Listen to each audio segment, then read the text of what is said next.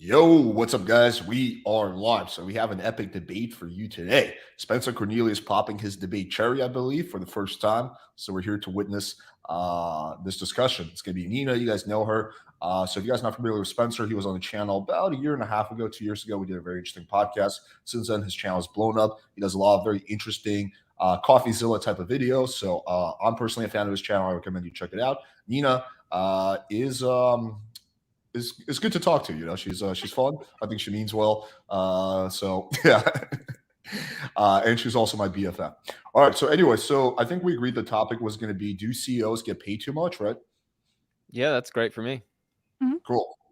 So yeah, so obviously you guys have different opinions. So so the way that this goes, since Spencer, this is your first one, I'm basically gonna give you guys both an opening statement where it's just you. We can keep the opening statement very short and sweet, 2 or 3 minutes. You can keep it as short as possible. Just state your position. Then Nina will state her position, and then it's just open dialogue where you guys are just having at it. I will only step in if one person is being interrupted so much they can't talk to, or someone is purposely maliciously dodging the question. Other than that, you guys will not hear much from me unless I'm directly asked a question. So I think that it would make sense for you to go first, Spencer, to qualify your positions, and then Nina. And then when we do closing, we'll swap the order. I think the CEOs will never be paid less. So I think trying to spend a bunch of time even coming to some conclusion that they should be paid less is a waste of time. I also have no problems with them making as much money as possible. That's my opening statement. Okay, very short and sweet. All right, Nina, kick it off. Okay, so I guess my opening statement just generally is, I think that CEOs are absolutely paid too much. I think that they do not put in the labor or production value that they get back. Like, for example, if we're talking about something like a delivery worker, you can kind of do a general assessment of how much their labor is worth, right? Like in terms of numbers to the company, how much revenue they're generating, stuff like that. And I don't think at all the amount of money that the CEOs on average are making is at all equivalent to the labor production value that they're making. For example, Elon Musk, he is like the CEO of 5 companies. Think about how much it is to 5 companies, right? Like, if you're doing a 40-hour work week, which 90% of his time, as we know, is him just tweeting some random bullshit, some random Nazi adjacent bullshit, he's not doing a lot of work. Let's be real here. Do you think that he should be making the amount of money that he's making at that company? I don't think that he's putting in anywhere near close to what he's getting back from these companies. So I just think that's insane that he's getting paid that much. So I want to ask you, just to lead into it, I guess. You said that they won't be paid less. What do you mean by that? There will never be any measure put in place to control how much CEOs will be paid. Meaning, my interpretation is that your position is you have an interest in possibly limiting CEO pay. Is that accurate to say? Like you have an interest in, we think we should set some guidelines, so they should only get paid X or Y. Is that accurate? I wouldn't say that it's a very direct number, but I do think that I'm not necessarily in favor. Do you know what a worker co-op is? I've never heard that term, so no. Okay, so worker co-op is basically just that everyone is making basically the same amount, doesn't matter at what position. I'm saying I don't want to I'm not advocating for that for everything. I understand that people at the top should most likely, creating that make more money because it just makes sense. But what I'm saying is I think that it should be a lot more fair where the people that are generating the wealth, in your company, like your workers, right? Like if you're working at a restaurant and you're the boss, you own the restaurant. How are you making money from that? It's, the chefs, the servers. Like if you didn't have any of those people, you wouldn't be making anything. I want to just really quickly clarify something to make sure there's not 2 separate discussions going on. So there's essentially 2 things that you guys have brought up. I just want to make sure you guys are on the same page. The first is pure philosophy. Does it make sense from an ethical, philosophical perspective for CEOs to make as much as they do? The second thing is more from pragmatic, hey, should we actually limit? Should we pass legislation or should there be some kind of law to keep CEOs from making as much? So I just want to draw your attention to that, so you guys can focus on one of those, and then you can get to the other one. Let's start with the second one, legislation, because that's kind of more in line with what we're doing. So Sure. I don't believe there will ever be legislation, nor would I don't think it's good if there were ever legislation, if there was some type of, hey, average worker makes $20 an hour and the CEO should never make more than 20x the average worker, some formula like that. Isn't that a belief system of people that are in this line of thought, that there's some type of multiple based on the average salary that the CEO should be paid? Well, that's the question, right? Like something like minimum wage requirements. That would be some like legislation that would potentially mean that the CEO is not making as much money, right? Right. Yeah. Is that your belief system, that there should be some type of number attached to what a CEO should make? Well, I'm talking about not necessarily like a CEO. Oh, like if they make more than like $200,000, then like they just, I don't know, just can't. They get like arrested. I'm not trying to say anything like that, of course. I'm more an advocate of things that, as a company, where's the CEO generally getting their money? Obviously, we could talk about equity, whatever, but we're talking about like golden parachute stuff, like the thing where like you're just making an insane amount of money. There, I think that if you don't have that type of funds, because you're paying your employees as like, you know, a higher amount to like have a living wage, hopefully, you're not going to have as much like excess to be able to pay like these insane bonuses that, I mean, we both know that CEOs get like insane bonuses, like hundreds of thousands of dollars, like potentially millions, just in like bonuses, you know? So if we take away like that fun, as in like making it like they have to pay their employees a reasonable wage, I think that they're not going to be able to justify making that much money. I think in a vacuum, it certainly is my belief that they should pay their lower wage employees more. I won't disagree there. If you just look at purely, hey, this CEO got paid a $20 million bonus, and we hear of stories where the person making $10 an hour doesn't even have time to go take a shit because they would get fired. And it's like, hold on, wait a second, $10 an hour, you could do the math. You could have 20,000 employees making $2 more per hour. And I get all that. I think within a vacuum, sure. I will agree that from a semantic perspective, or from a perspective of like what is best, like in a vacuum, yeah, I understand that a CEO making $20 million bonus doesn't look good. However, the challenge with like when you start discussing pay is and what type of work they are performing. I think actually, to go back to like one of your first points, I think the challenge with looking at CEO pay is they get paid from what they've done in the past, not for what they do on a day-to-day basis, meaning they built up the system and then they get the reward. When you built up a system, for instance, if I build up a system where I have 10 people working under me who all earn, let's say, a fair wage, and they're all operating without me because I built up the right structures and systems to where I don't even have to show up to the office. Maybe I answer one email a day, but because of the way I set up the structure and the industry I'm in, I make X amount per year that you think is some absurd number. Let's just call it $1 million a year. I get paid because I built up the system and I have everything operating in such a way that everyone's getting paid, the customers are happy, and I make in excess of whatever the excess income is. And so it sounds like from your perspective, you're going, well, hey, for $1 million a year, you're not putting in any work. For to answer one email a day, you don't deserve $1 million a year. But in reality, you get paid based on what you've done in years past. And so it sounds like maybe that's where like slight disbelief comes in, or where we see this differently, maybe.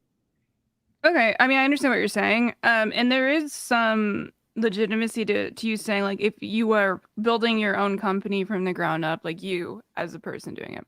But I think the majority of CEOs are not that. Like a lot of people who are CEOs, they just worked at another company as a CEO, then their company either like failed or whatever, and then they just got hired as a CEO because the company needed a CEO, and they didn't actually have anything to do with the company. Is my point. Like for example, Elon Musk, again using that example, he didn't build up any of the companies that he's a CEO of now. He didn't make Tesla. He bought it. He didn't even make PayPal. I mean, that's just objectively with Tesla. True. With Twitter, your argument is valid because he just kind of came in and bought it. He didn't make Tesla, but is that? Have you read his book, or the book written by Ashley Vance? Is that relevant? Yes. Go ahead. We can. Why don't we temporarily pause the initial debate argument and talk about the Elon Musk thing, because I think it's going to be important since you guys have mentioned it a few Yeah, times. sure. Why don't you guys go at the Elon Musk thing, and then we can redirect back to the Okay. initial proposal. Yeah, go ahead. Yeah, I think Elon Musk had, I mean, the beauty of that book that was so like motivating is how many moments he had where he was on the brink of complete bankruptcy and the company going under. I don't know. I mean, based on the book and any biography of Elon Musk, like who built the company if he didn't? Who, There's was 2 people. Hold on, I will find it for you. Yeah, they started the company and he bought it in Yeah. what, 2007, 2008? Let's So who built it from 2008 until whatever founded date in you want, 2020? 2003 by engineer Martin Eberhard. Eberhard and Yep. Mark oh my god, I can't read Yeah. names. So they started it. Terpening in Yes, 2003. they started it. So when did Musk buy it? People led the initial rounds. He was an investor, and then I think he just ended up buying it after that. Correct. So the point is, No, that's I'm exactly sorry, the what was the point, though. question? You said he didn't build it up. Well, who did build it up? If he didn't, because he was writing the ship. He was controlling the ship for, in my understanding, probably the last 15 years, roughly. And it was only the last maybe 2 years ago where it felt like he maybe stepped away. But again, he built up the systems in such a way that he was able to go. Well, he was just an investor. Would you say that an investor in a company built up the ship? Yeah, in some examples, we'd have to look at the specific examples because some companies need capital to grow, and that they don't have. So you think just giving money that's your metric? Is that it's just like more of like a what are you saying when you're saying about like adding value? Like, of course, putting money into a company, yeah, it's going to help that company. Of course, I don't think either one of us would disagree on that. But like, if you're really talking about like value in terms of like a CEO outside of like just giving money, like what do you think that he really added outside of like, I don't know. I mean, let's use the Elon Musk example again. Like he is tanked and like the stock because of the shit that he says on Twitter. Which of stock? Multiple companies. Which stock Tesla specifically? stock. Okay. You're aware though that they removed him from the board because of that. Tesla has gone from like near bankruptcy into being one of the probably most profitable stocks the last decade. Do you know how Tesla makes their money?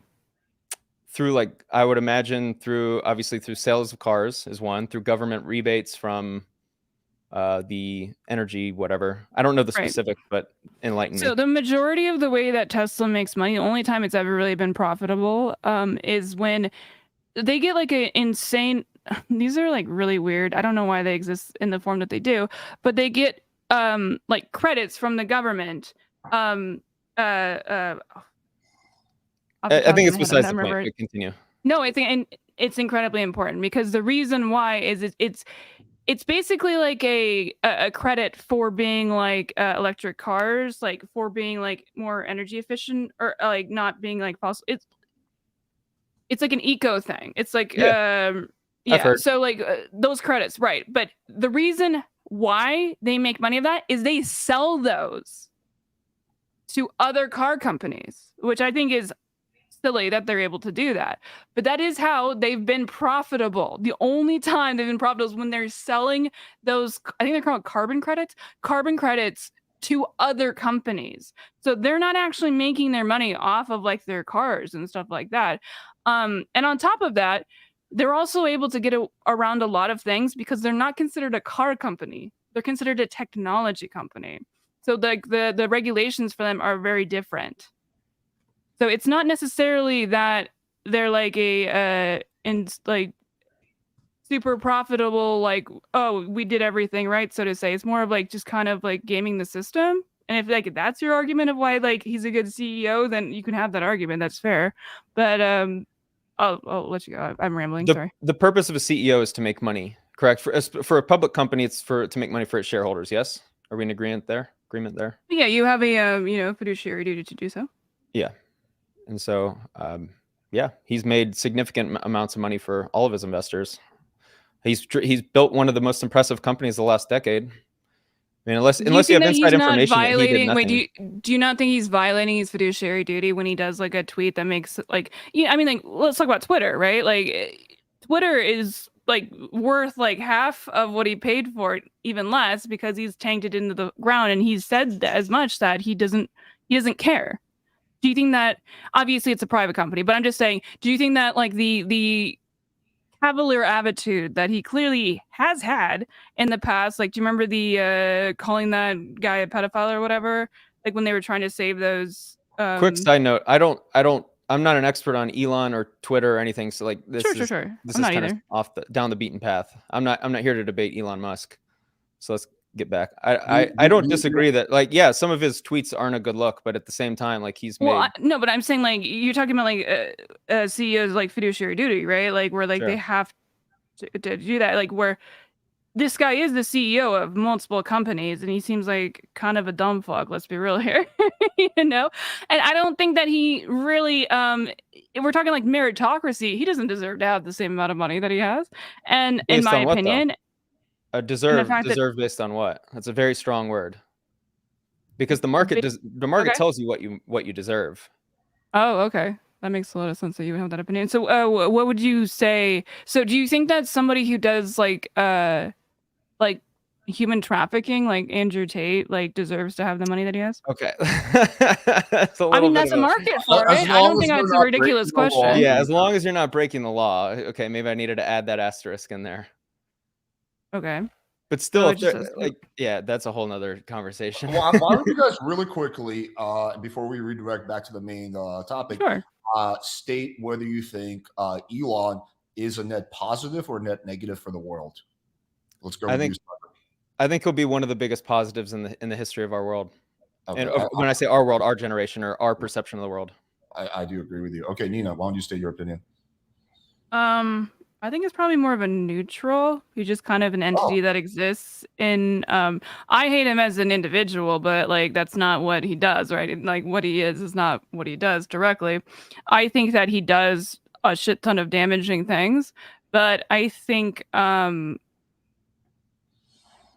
I will credit him with the fact that he, like, I guess this is like the main thing, is like he made electric cars like competitive, like cool, and competitive, where now obviously because Tesla was able to, you know, he like was like the marketing face, right? Like he was more of a marketing guy than anything else, where he made it seem like very commonplace, and now everyone's like, okay, so all the other major car companies are like making way better versions of electric cars.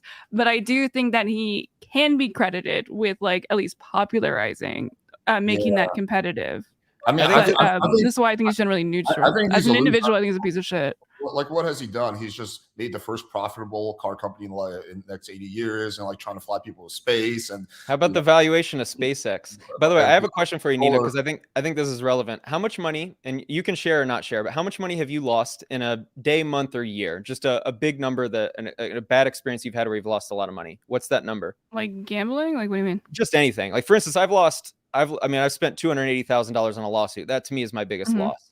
I'm just curious of what your biggest loss was in life. Not if they pay for your Sure. fees. But I got a reason for asking. The number doesn't matter. Well, it could be $5,000, whatever. It doesn't really matter. But I'm just curious, what's the biggest number? It's not like I bought something. It's just that I literally Sure. just like Just didn't money get lost. anything back from it. Yeah. I don't know. Maybe like $200. I don't not know. much. So what we're talking about, the really. perfect example here is Elon Musk buying Twitter. Since we're on the topic of Elon, right? So you mentioned that he's tanked the value by half. Let's just assume it's half, right? He buys it for what, 44 billion, and it's worth 20. Right? Let's just assume that. Is that fair? Mhm. Okay. So now he has taken the company private. He's going to do some things, and at Mhm. some point, if the company's worth 100 billion, so it's worth, or let's just say 88 billion. So he doubles the value in 5 years' time. If it's worth 88 billion, that's where Mhm. you make insane amounts of money, because he just lost, as you just described, he's essentially lost $22 billion, assuming it's lost half of its value. That's a number that none of us can even comprehend of how significant that is. So he's Well, taking a risk of losing half of his theoretical money, right? Because he's on the hook for the debt. Possibly he has to sell Tesla shares. Like, he's on the hook, whatever. Point is that this is the value. This is why CEOs make so much money, is because the risk they take is so great that they stand to lose so much. And then that's not a benefit when they win. personal risk, though. That's a risk Sure. on the company that fucks over the employees. The employees are taking the risk that they're the risk that you're referring to, the employees are taking it too. It's not just one individual. The Wait, Spencer, employees just to, wouldn't be be taking fair, this. just to be fair, what you said applies to if you're a CEO and the owner of the company. If you're just hired as a CEO and you don't really have like shares, then you're not taking that risk. So I just want to clarify that. Okay, keep going. Got it. Okay. Yeah, I think we have two different perceptions of CEOs. Like I'm not too familiar with this concept of like CEO jumping in, nepotism. Like I'm sure that's part of it. Like, oh, you're you're the son and you get to step in as CEO and you make $20 million a year and like you just play golf all the time. Like I don't know much about that whole world. It seems like that's your argument's kind of more in that area, which I'm not an expert in any way. Sure. We can redirect back to the. I'm not an expert in that either. It's just more of like a phenomenon that does happen quite a bit. Like, I mean, you ever heard the phrase "the golden parachute"? Yes. Right. So like the golden parachute is just like a contract, right? Generally, that just is like, if something happens, if like a merger happens, for example, then like you just get like to like, okay, I don't have to do anything with this company. I get my money and I don't care.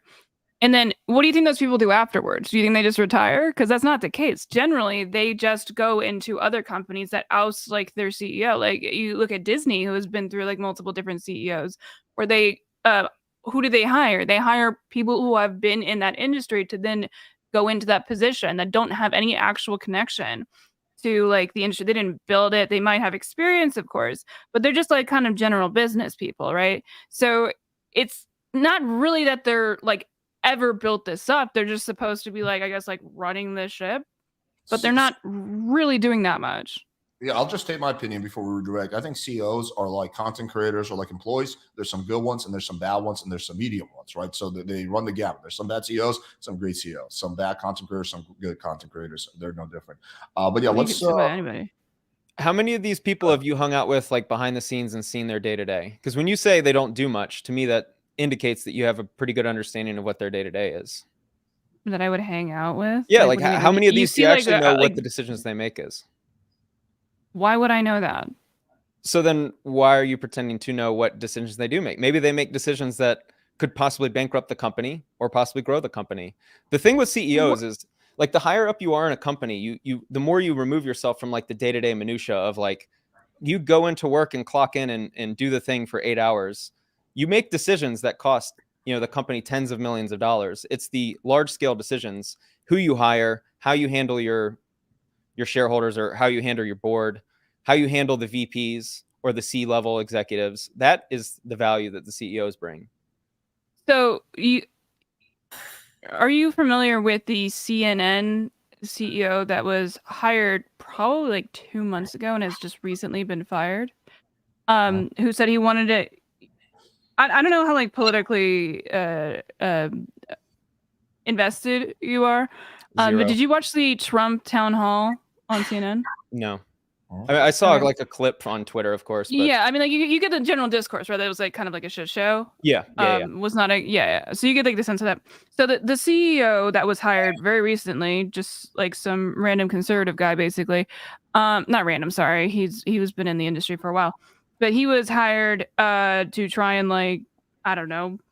I don't know the internals, of course, so I don't know why. But he very obviously said that he wanted to move CNN in a more conservative leaning. And I didn't, after, I assume that was the decision, of course. You're right, I don't know the day-to-day of whose decision is whose, but we don't have to, right, to make assessments on things. He then was the one that would make sense that was that decision, because CNN is generally a pretty like I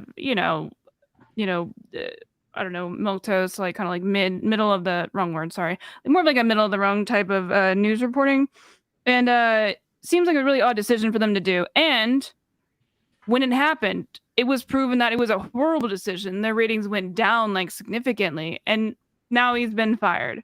So do you think that he really put in anything there? Like, because he still got, because of his contract, he still got like hundreds of thousands of dollars.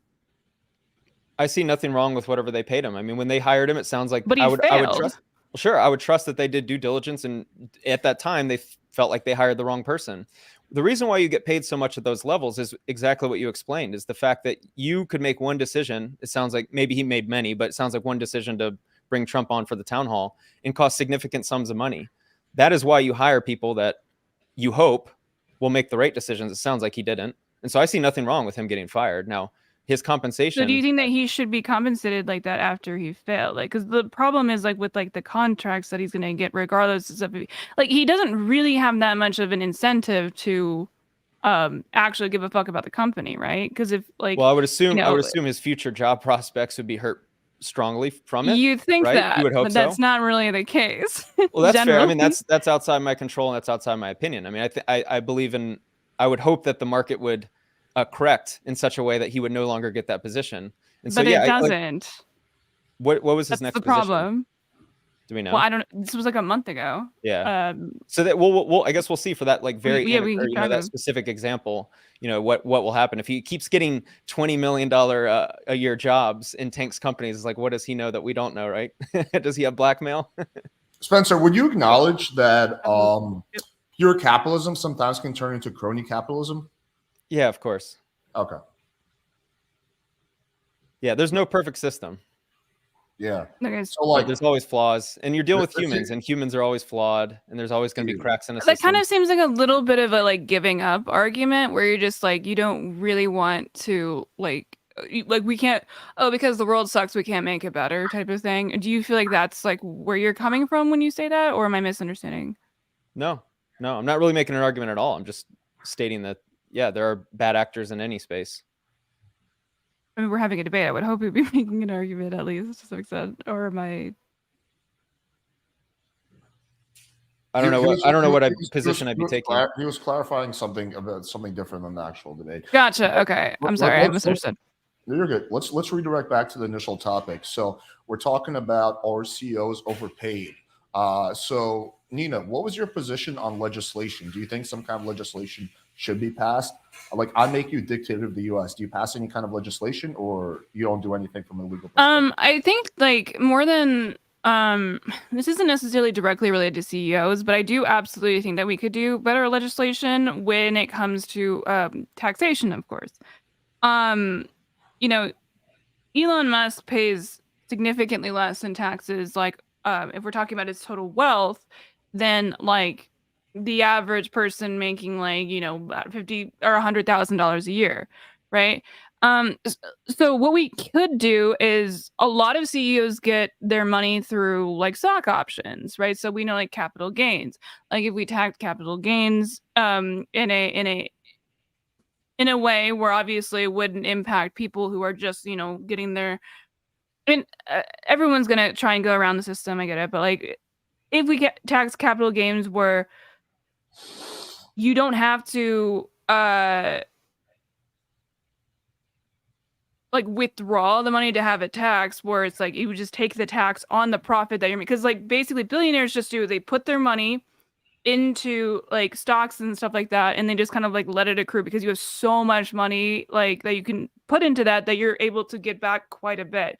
If we were able to tax those gains that they were getting, of course, that would be in so much better for this country, because can you imagine how much money we could be taking? Like, do you really think that these dumbass billionaires that are spending all their fucking money like making dick rockets doing nothing? What is a dick rocket? Yeah, I'm kind of curious too. That sounds like an interesting dildo. Oh, look up. I think you just found a brand you could build. No, look up. Sponsored by MrDickRocket.com. But wait, you're talking about something separate. The Amazon CEO. What is his name? Oh my god, yes. Look at his rocket. You're talking about Deep Blue. You're talking about more about changing the tax system, which I actually kind of agree with your points on. But I'm just talking about specifically in terms of legislation that would limit how much CEOs can make. What is your take on that? I don't think we should directly be like, oh yeah, you can't make over a certain amount of money, because I think that doesn't really make sense to me if that's your question. So yeah, we're in agreement there. Yeah, I think it's absurd when people say like, if you make X amount, we should tax you like very specifically because you're a CEO. Yeah, I don't. Well, no, it would just be on money. Right. Yeah. It's more of a greater so you guys both agree on that. Then we can move on to the philosophical angle of it, or the whatever ethical angle of it. are CEOs being paid too much at the detriment of their employees? Like, is there, just from a, like, again, you don't want to pass legislation, right? But it would be like saying, like, for example, are people drinking too much alcohol and eating too much fast food? Well, yes, but I wouldn't pass any legislation. So that's kind of where it is now. Well, we do that. I'm just saying I would personally not pass any legislation to stop people from eating McDonald's, but I do think people eat too much McDonald's. So I just want to give you an analogy to explain that. So yeah, that's the next part of this. Do you want me to start? Either one of you. I believe CEOs should make as much money as humanly possible and let the market play out as it may. Theoretically, of course, theoretically, capitalism is a structure in which people who are the best, who allocate capital in the best and most efficient ways, reap the rewards. So theoretically, and of course, this is like so nuanced and so large that I'm not going to say that I'm going to argue every little point with you, but theoretically, those who have the most amount of capital have been the most efficient with the use of it. And so theoretically, again, I have to add that ideally, as a society, we should want all of the capital to go to those who use it most efficiently. Those would be creating the best products and services, employing the most amount of people, amongst other things. Yeah, and so that's where I start. Yeah, so the theory of capitalism is that, like, meritocracy is what's rewarded, right? That's what makes it different. So, like, if you are the best at what you do, you will get the most reward. The only problem with that is, in reality, crony capitalism comes in, where people are like, hey, I can actually make a little bit more by cheating the system and bribing this politician. So that would say would be the only issue with that. But anyway, let's go with Nina. Okay, to respond to that, what would you say? And I don't think this is it.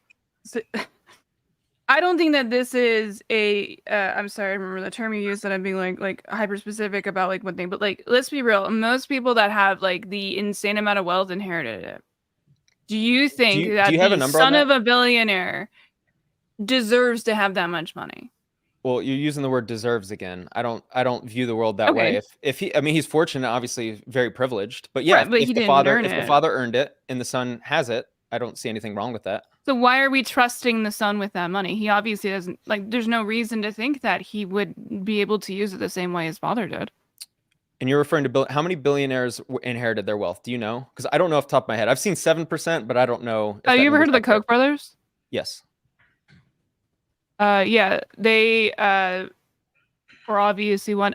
Just recently, actually, you know, like everyone likes to use that as a dog whistle or whatever, but like, who was the one that everyone, the only like leftist billionaire that people. George Soros. George Soros, yes, George Soros just gave his fortune to his son. That's a huge one, of course. I mean, how many billionaires are there in total? Of course, like we're looking at a little bit of, or at a very decently small number here. Like if Elon Musk died, I imagine like one of his kids would probably get his fortune as well. Like, so, yeah, I just actually Googled it so I can give you guys some exact percentages. Sure. So it seems like out of billionaires, 67.7% of them were self-made. They did not come from money. 23.7% had a combination of inherited and self-created wealth. But the solid 67.7% did not come from money. So it seems like the majority of billionaires make it on their own. Sure. I don't think that number's accurate at all, because I think there are secretly so many more billionaires in this country than are reported. Personally, after going to Miami, Alex, after seeing the wealth in Palm Beach and all these areas, I think there's significant amount of billionaires that aren't reported, aren't a part of public companies, so it's harder to track. So I don't think that number's really known, but let's just say 50 to 70%, somewhere in there, people who built up a company without inheritance. So again, I think we're arguing like a small percentage of people who acquired their wealth through their parents.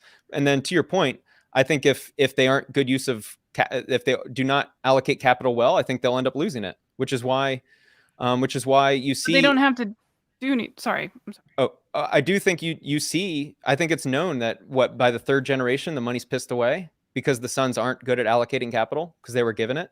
They didn't earn it themselves. I think that's actually a pretty public number. It's like, you know, some astronomical percentages, the money's gone. So that's my perception of what happens. But wouldn't that prove that they shouldn't? Yeah, so they don't have the money though. If you piss it away, you don't have it. So then you don't get all the benefits. Maybe I'm missing the point or missing your argument. So why were they allotted that amount of money to begin with? Like, okay, so let me ask you, let me reframe it a little bit, maybe. I guess, would you be okay with the idea of having inheritance taxed, like, over maybe son of a billionaire, you get, like, I don't know, like, what's a reasonable amount, $100 million, and everything above that goes to the government. Would you be okay with that? Well, then who gets to decide? Who's the gatekeeper, right? Because I mean, to me and you, yeah, like 10 million. What's at 10 million? It should be taxed. Like, I'm all in Yeah, favor. no, Sure. that's sure, but I'm saying, like, would you be okay with a specific, like, kind of like cutoff? Sure. I'm of the mind that if someone were to inherited 100 million in cash tomorrow, their dad dies, they had all the benefits growing up, the network, the connections, the good schooling, all the things, and they get $100 million in cash, and it's taxed at 7% or whatever the number is. I think that's absurd, and I have no problem seeing that number get taxed at an obscene rate. Because I'm with you in that if they didn't really earn it, like, why do they need 100 million? Like, Yeah, is society better off? If they were going to inherit $1 billion, like, let's say, like, their parents' value was like $1 billion, right? Yeah. I would say we should just limit it to a certain, like, reasonable, like, living standard. Like, what's really the big difference between $100 million and $1 billion when it comes to, like, your living how many situation? jets and yachts you can buy, right? Of course. You can only buy like 1 or 2 yachts with 100 million. No, but so the reason why I brought up the gatekeeper, the challenge with the gatekeeper is billionaires don't have billions in cash. They have a business that they give to the son. Of course. So, like, once you start getting into we should tax them this or that, like, that's why I say if you have 100 million in cash, then yes, there should be. I'm in favor of a higher tax rate, sure. But the problem is, like, if you give a son $1 billion company, theoretically you just gave him $1 billion as long as he doesn't fuck it up. But how do you even tax that? You can't, because it's not $1 billion in cash. It's not liquid. Well, if we're talking about inheritance, like, generally we're talking about, like, either, again, liquid assets, liquid, and non-liquid assets. Spencer was bringing up a good point. Like, let's say, for example, like, my dad has $1 billion company. He passed away. He just signs brag about it, right? And that's why I'm friends with him. I don't get, he just signs over $1 billion company to me, right? But there's no liquid assets. Like, how would we even tax that? Well, that's not the same thing as, like, and you don't inherit a company generally if we're talking about, like, a company of that type. Like, I mean, not that I'm aware of. I could be wrong on that. Well, I think you're thinking of, like, public companies, but let's just say a real estate company that holds. Yeah. I think that's what we're kind of referring to. It's like some portfolio of 100 properties, all priced at $10 million theoretically. Like, that's a company, not public, and you got inherited it. It's like, it's your company. I think that's what we're referring to. Okay, I just don't really think that's really how, like, companies that would be managing, like, that type, like, because obviously there's other employees working at it. Like, it just seems like it would be like kind of an insult to be like, oh yeah, it's just going, like, it feels like kind of like archaic, like, monarch. But I don't know if that is how it works. And yeah, not particularly. I don't have billionaire friends, but accountant. Yeah, I don't know. That's how it would be, though. I mean, it actually works like that fairly often because parents want to, pass on their legacy to their kids, right? That's the people they trust the most. So it doesn't happen like that all the time, but yeah, like, especially if it's a private company where they don't need, like, to have the board of directors approve and whatnot. Yeah, like, a lot of parents, if they like their kid, they will pass it on to them. I mean, you can see Donald Trump; he's passed on most of his businesses to his kids, although now he's kind of taking control back from them. But you get the point. That's actually pretty common. Yeah, you have what's called a family office, and I imagine the family office would get passed on to the kid. No, my mom has her own company, but she's, like, the one doing, like, it's like LeBron James giving his, like, like, all of the company that he has or whatever to his son. It just seems like it's not, really able to do the same thing because you're a different person. But whatever, we're getting in the weeds here. Yeah, it seems like you guys largely agree on the I think we do generally. Tax. So why don't we go back to bringing it back to, again, the taxing of the CEOs, which was the initial topic. Sorry, not the taxing. Are CEOs overpaid? It's a philosophical or ethical question. Are they overpaid? I believe your answer is no, Spencer, right? Or correct. I mean, the market decides what they're worth. Right. So there's no such thing in your world as an overpaid CEO. Correct. Okay. Even if it's like the CEO is like of a relatively small company, he's making like 90% of the profit, that still would not be overpaid because the market is deciding. Yeah, because the hope is that the business will go under if they overpay themselves. Same thing with a public company. If they overpay themselves and the stockholders think that's a problem, or excuse me, the stockholders think that's a problem and they sell the shares and tank the shares, theoretically he'd get paid less or get fired. I have one more follow-up question. What if the CEO is making part of his salary, all of his salary, due to some backroom deals or some kind of type of quasi types of corruption? Then you would say they're overpaid, or still no? Yeah, sure. If they're doing anything illegal, they should be charged with crimes and lose their. Not stuff that you can actually go to jail for. Just stuff that like they make a deal where, for example, someone on the board of directors, like, hey, you give me this salary, I'll do this for you, type of stuff. Like stuff you're not really going to go to jail for, but it's stuff that is unethical. Got it. Like, Alex, I'm going to hire you for $500,000 a year, and you're just my friend, kind of thing. Something like that. Yeah. Sure. Yeah. Yeah. If I knew of a situation and you gave me a concrete example, I probably would agree that that's probably not cool. Okay. So yeah, so Spencer has stated his position pretty clearly. Why don't you restate your position, Nina, and then we can kick it off. I believe your answer You want is. me to read? I believe your position is. I just want to clarify. Your position is CEOs are overpaid. Most of them, or all of them.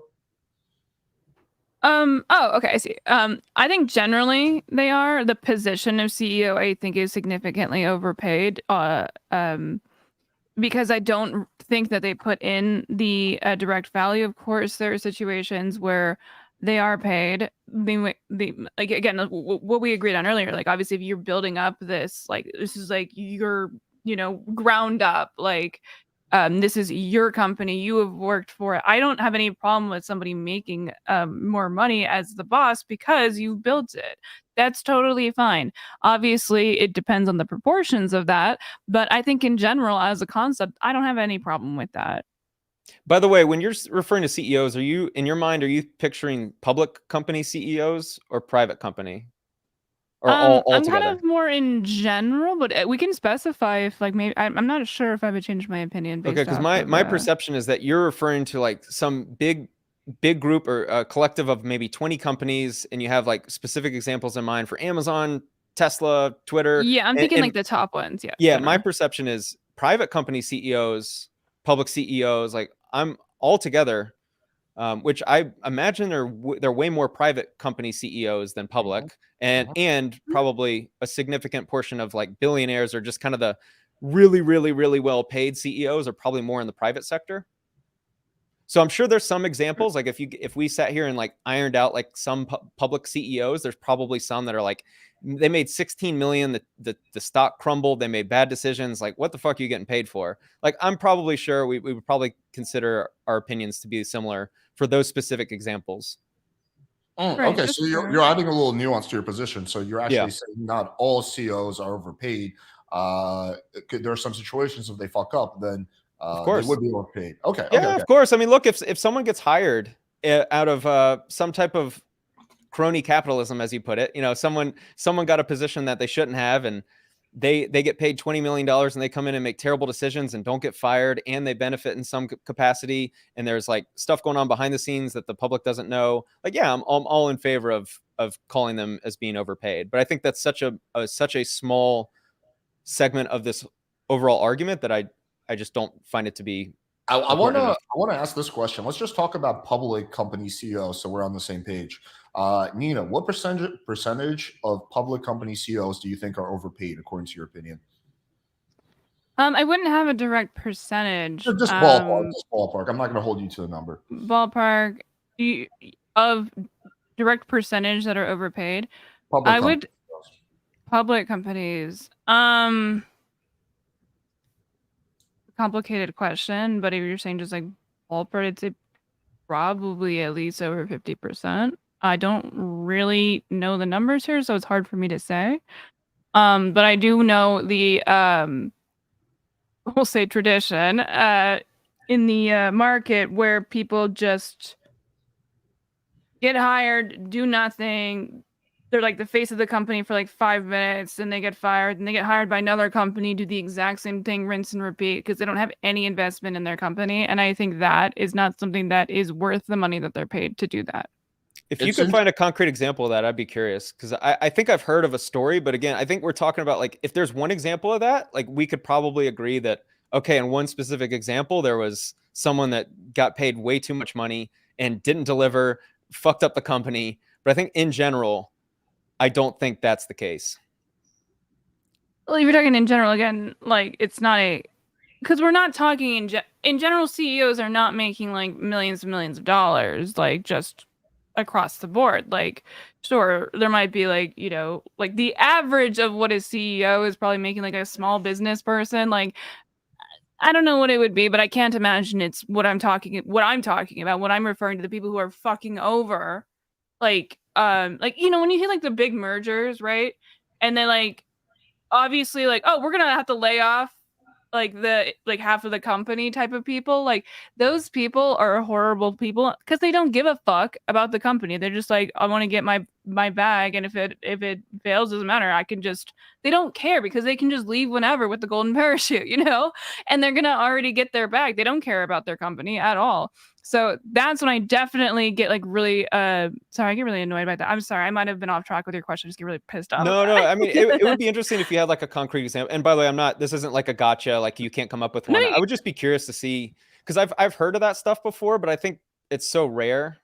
And maybe it's more prevalent, but I think what you're referring to is like the corporate raiders. Well, the 2008 financial crisis was basically completely based off of that, right? I don't believe so. I did not come with enough history lessons here. I'm sorry. We can answer this question. Should the workers of Amazon share the profits and loss of Amazon as a company? And by the way, really quickly before you do that, I was just quickly looking up top 10 most overpaid CEOs. There's actually a pretty interesting list on Fortune, whatever. Here's a look at Fortune's most overpaid CEOs in 2021. Pay versus performance composite score thousands. Dector goes companies Altus USA. 3-year average compensation, 16.1 million. Company 3-year total return annualized, minus 26.8%. Nice. Industry median 3-year total return annualized, minus 1.5%. So basically, in their industry, the average is they're losing 1.5%. This guy managed to lose 26.8%. And yeah, this list kind of goes on. For him. But there's definitely quite a few goofballs, and these are all like names like I don't think anyone's ever heard of. This is not like popular names. So yeah, anyway, so you guys can go back to this question. Yeah, I guess the problem with this also is that like it is like what exactly you just said. Like they're not known names, so it's not somebody like of course like Elon Musk or whatever. Like we can use those as examples because we're familiar with them, but generally this isn't something that is. It's like a lot of, you know, random people that just get by and they don't get it because nobody's reporting on this besides like if you're like really interested, and it's not something that's I'm not an expert on it, neither are you. So I understand your not necessarily your familiarity with it, and I don't have the exact stats either. So I understand that.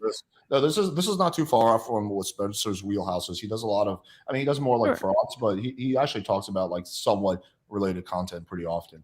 But yeah, let's. I feel like there's not too much disagreement. I think the hope is with those examples is that those CEOs lose the company and theoretically will lose all of their money. They do. But they do. But like, why then do they get to pull the golden parachute, as they say, where they can tank a company, they can like, you know, get drunk and like do like the craziest thing and like basically gamble at the top, and it doesn't matter because if the company fails, they still get the money anyways. What do you mean they still get the money? What money are you referring to?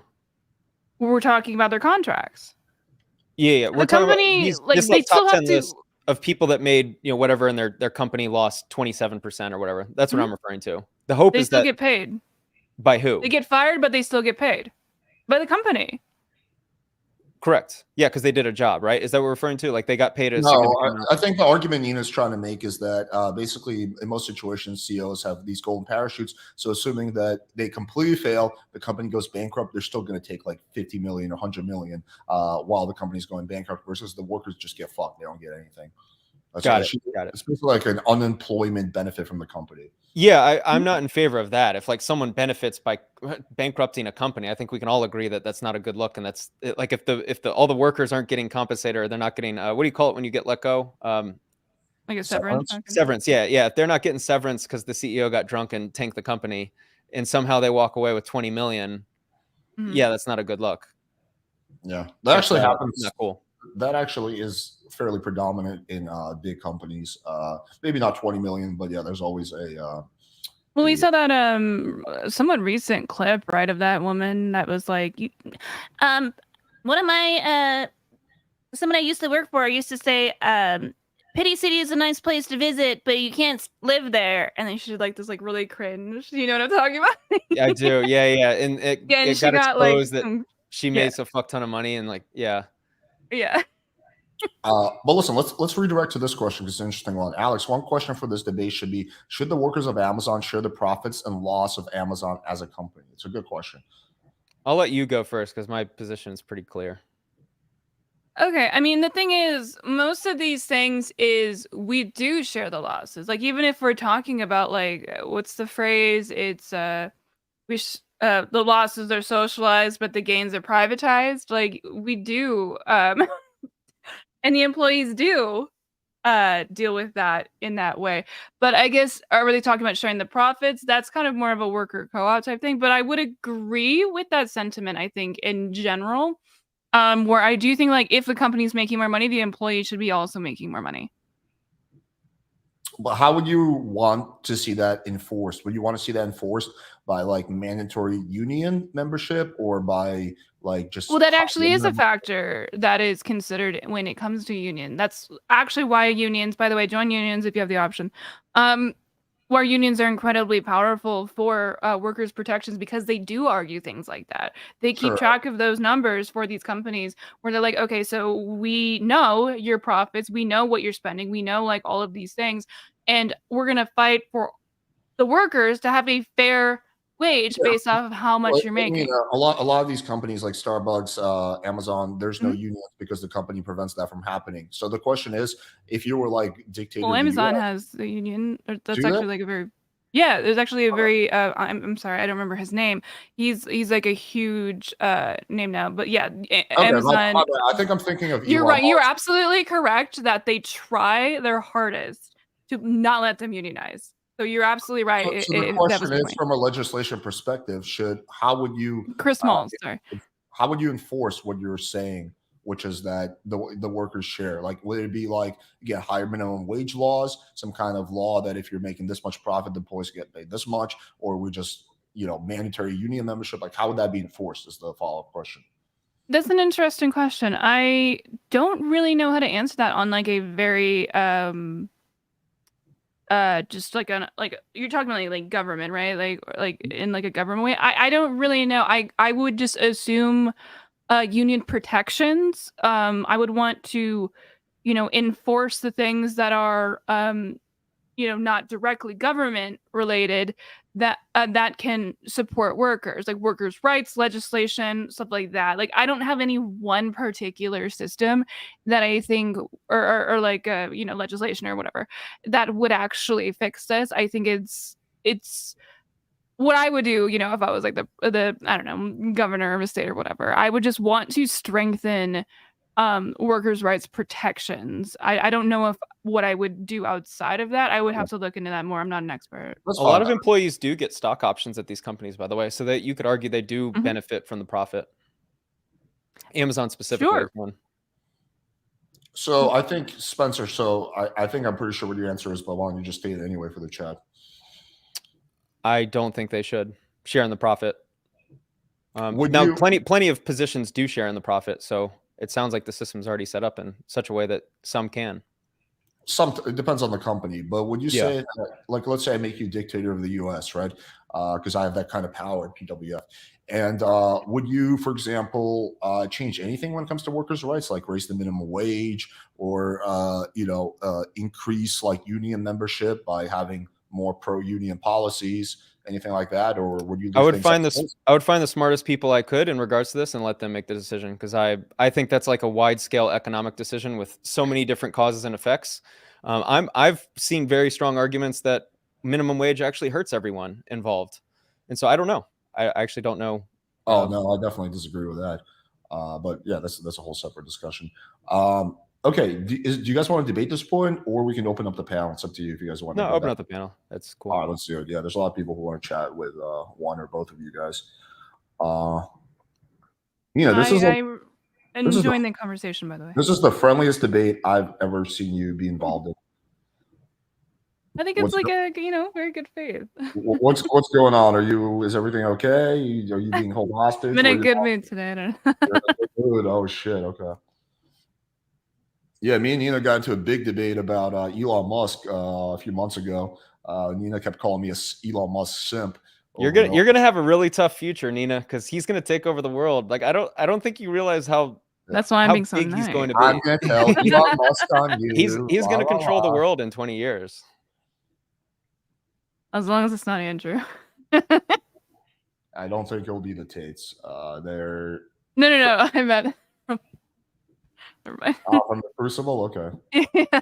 Which is He's funny pro monarchy, so because that's you the and I joke met. I'm making. You and I met through Andrew, which is funny. Yeah. Okay, guys, I dropped the link, so I know Brad, you wanted to come on. Mandendon, I'd like to see you come on because you were talking a lot about how Elon Musk sucks. So I want to hear you make that argument. So yeah, the link is dropped. So come on, guys. We're gonna have a good discussion. Why don't you acknowledge 3 things Elon has done? They're positive that he did. Well, I can answer that question, but that's the question I asked you. I'd be happy to answer it once you answer the question, but it's like, hey, so here's my question to you. Oh yeah, well here's the same question back to you. I always love this, and Nina, Well, you're kind of fall in line with this, but this like, what has Elon Musk done? Like, oh, he's only worth $50 billion, and you clearly know him so well. What has he done himself? I don't know. Okay, but somebody could like Well, steal like different companies. There's a lot of billionaires who people don't know of because they're not like they haven't really impacted the world, at least not. Yeah, I mean like Epstein was like a billionaire. Like, do you think that he's like cool? Yeah. He wasn't. Was he really a billionaire? Or just a millionaire?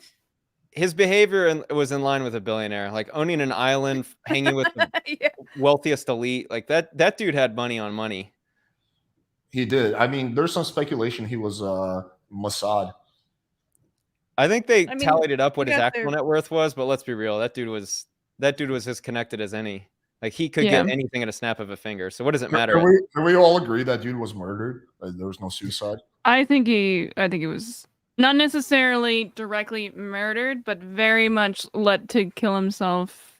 I think it was definitely murdered. It just so happens that day in that part of the jail, the cameras weren't working. It just so happens. Right now, I'm just saying, like, you could say, like, he gets a phone call and he's like, like, the most powerful people in the world are then gonna call him, like, we're gonna kill like your entire family, anyone you've ever cared about, like, unless you kill yourself. Like, I don't necessarily think that somebody went in there to kill him, but I think definitely it was incredibly sussy and intentionally forced. Dude, the doctor who analyzed him, like afterwards, whatever, I forget the term for that, but like the report literally straight up says that, hey, coroner report.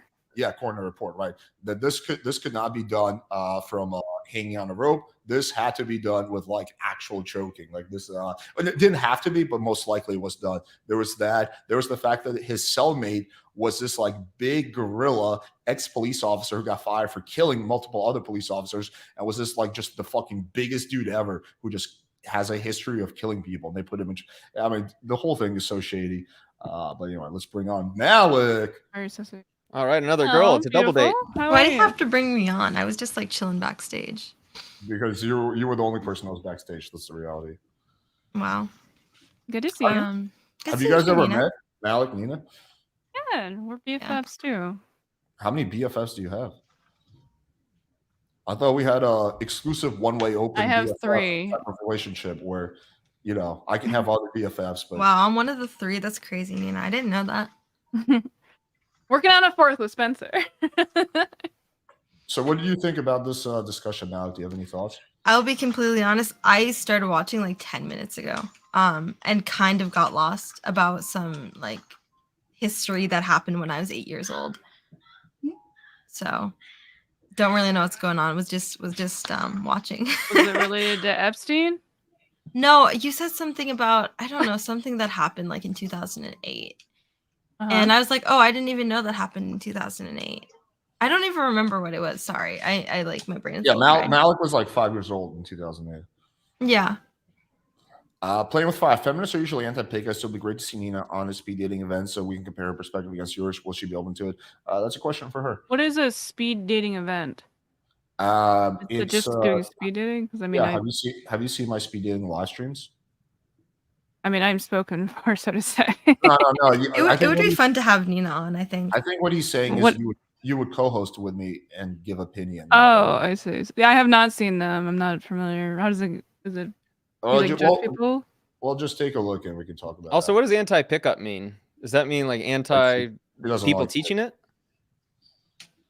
I think it's generally bad advice, but I mean, I think that, as I've understood Alex more, I do think that it's more of a remnant of like the mystery style, like peacocking bullshit, which I think, like, I don't know. I do have a disagreement with some of your perspectives on that, of course, but it's definitely not as bad as the phrase, to me, just at its face is where it's just like I do think of like the was it just called like the pickup artist of the show like on MTV with Mystery? Yeah, VH1.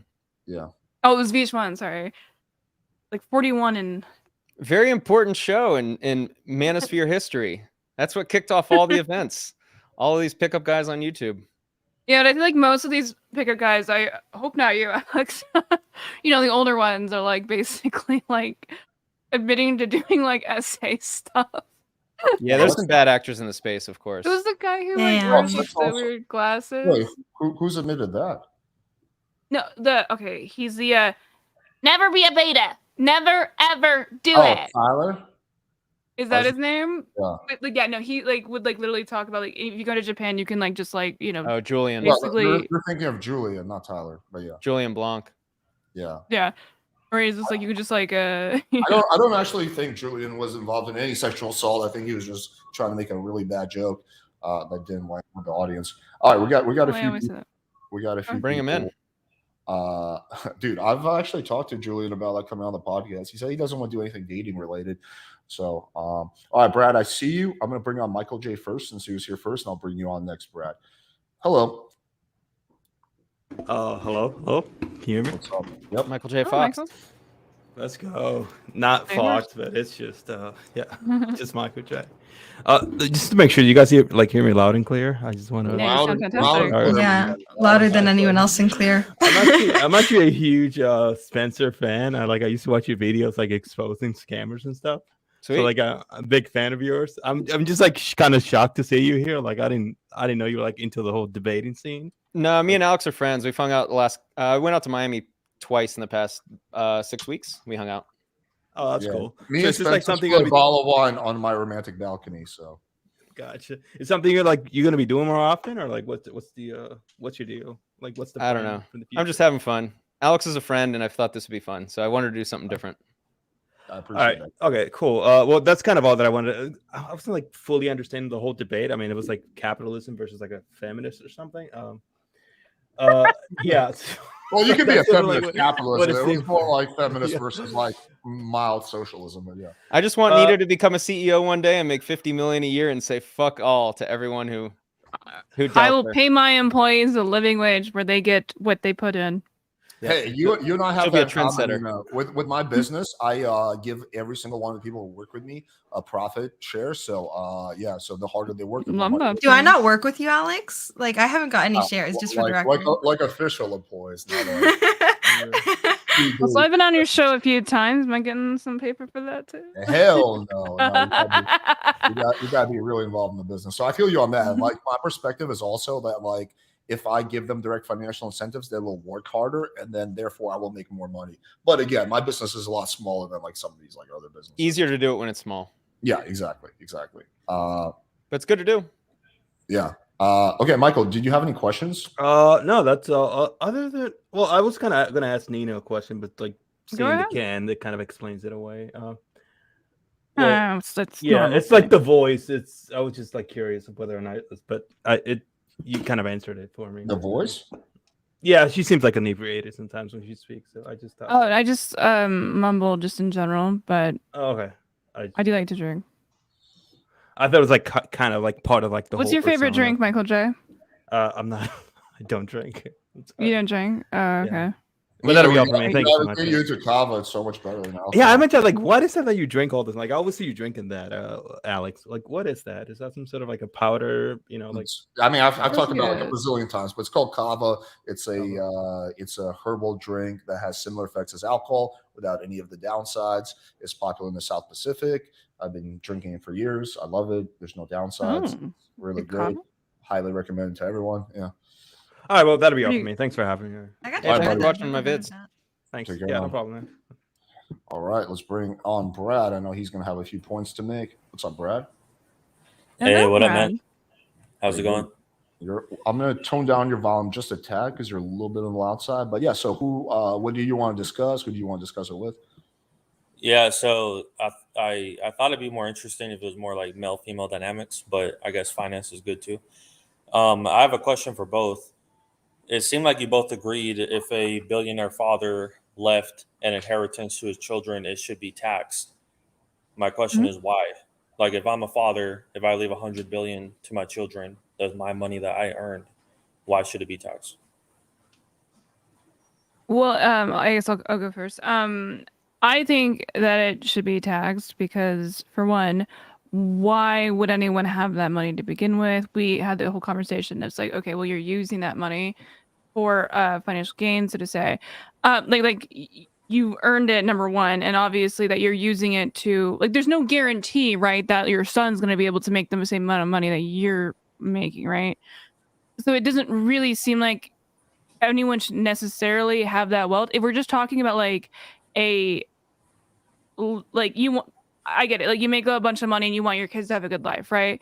I think we both agreed, right, that like you would have like, $100 million, but like maybe not $1 billion, because it's like, what do you really gonna do with that money at that point, right? Like, it just seems a little ridiculous to have one individual or a small group of individuals being able to just inherit that type of wealth without having to any relation to how it was created. I think the centerpiece of all arguments comes down to what is our belief on the best use of capital, right? And some people believe that a son shouldn't be taxed at all. He should take the capital and go invest in land or build a business or whatever.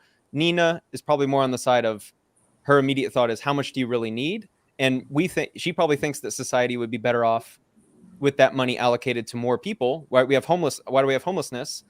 And we have some guy worth 100 million or $1 billion. Like, what he can already fly private. He's got the jets. He's got the fucking real estate. He's got the beach house. Like, so I think that's the centerpiece. So I think the best question is always, what is the best use of that capital? And so I understand the belief that it is too much and at what point is enough. But I think also, to my point, and the reason why I slightly agreed with her is that I think at some point that they actually aren't really using the capital in the best way for the society in general. And I think, and I would actually listen to the argument that I think that large scale capital like that, I think we'd be better as a society actually uplifting the bottom a little more. And in turn, you could actually make the argument that people who own businesses actually benefit because then they become consumers, like the bottom half or the bottom 10% or whatever now becomes consumers, which buys the products that you happen to sell. And so that's why I can at least listen to her argument and have some agreement there. But I think that's ultimately the question is like, what is the best use of $100 million? Is it best use going to a son who already has it all or being spread amongst society at large? I want to answer the question too. Ooh, So you Democratic attacking Socialist Spencer. you would tax inheritance for the same reason you would tax income. So unless you're saying let's get rid of all taxes in general, which is obviously not practical because the U.S. government has expenses, why would you not tax inheritance? I'd rather tax inheritance at 30% than tax a middle class person who needs that money, for whom it's actually a game changer, at 30%, right? So the U.S. needs to get revenue, right? And it seems that like, okay, well, if we're going to tax middle class people, we're going to tax people who are working at whatever percentage, then why would we not tax inheritance to at least some extent? Because typically, and again, I think the smart way to do it, which is what Democrats propose, is past a certain limit. So you would only tax it past like 10 million or past 50 million, and then you would tax it, 20-30%, something reasonable, right? But again, you would tax it for the same reason you would tax inheritance. I mean, you would tax income. I think the biggest issue is no American believes in the government, like deep down.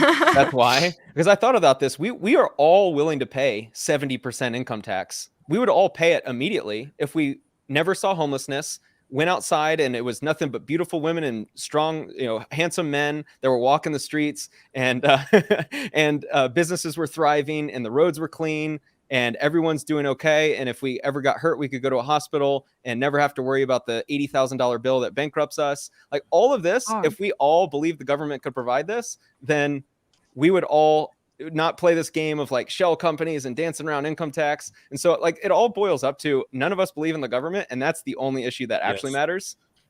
If I could jump in on the Yeah, go ahead. Go ahead. Yeah, on the inheritance, I just don't understand the logic of. It seems the three of you are pretty much agreeing. I don't know why you would tax something that's already been taxed. Like when the millionaire billionaire earned that inheritance that he's handing off to his offspring, it already was taxed on potentially income and spending. So why is it going to be taxed for a third time? And you're saying, well, oh, why does he need all that money? Why do the kids need that money? That's just excessive. Well, why does the government need it? Because as Spencer just stated, the money isn't being used to help the people in the first place. Like the government just misplaced $6 billion, I think, to the Ukraine war. Just disappeared. So like, I don't know why. No, it was an accounting error. They didn't Like people's misplace hard-earned it. money needs to be taxed for a millionth time again, just because it's being handed down to their children.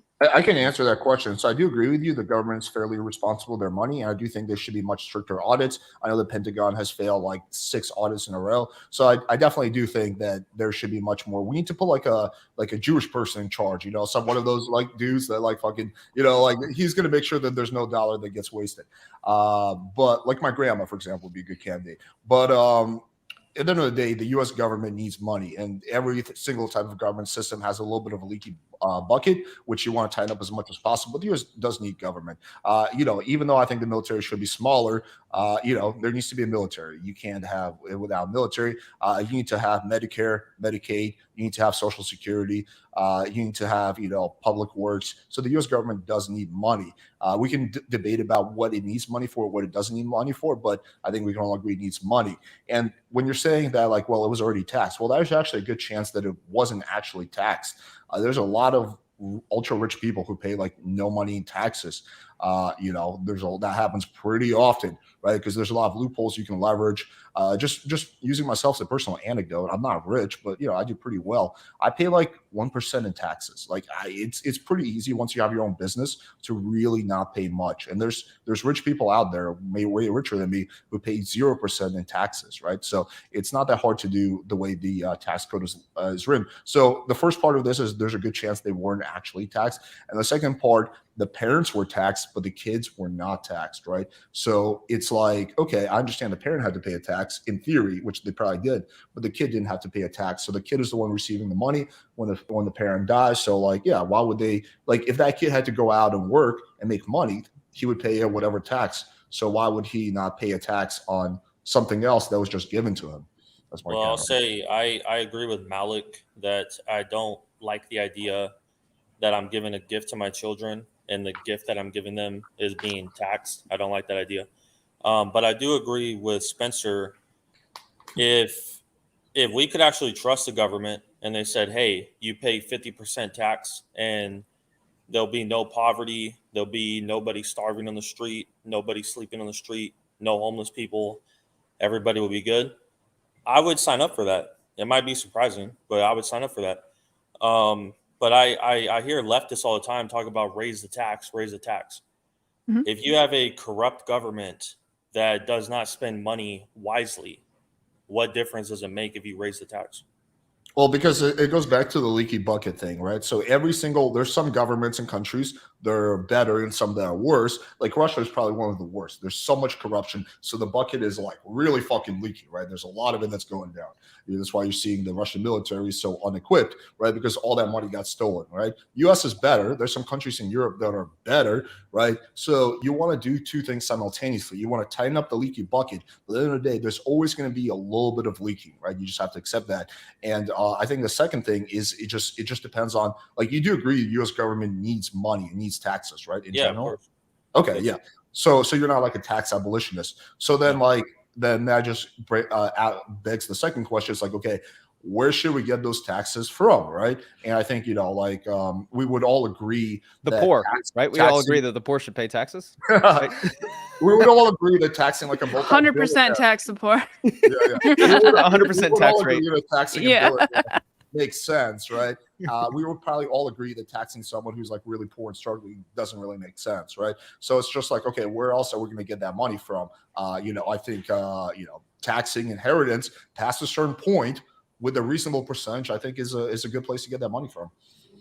Yeah, and that's one of the things I respect about Scandinavia, which is I don't respect much about Scandinavia. I think their ideologies are horrendous Wow, racist. overall.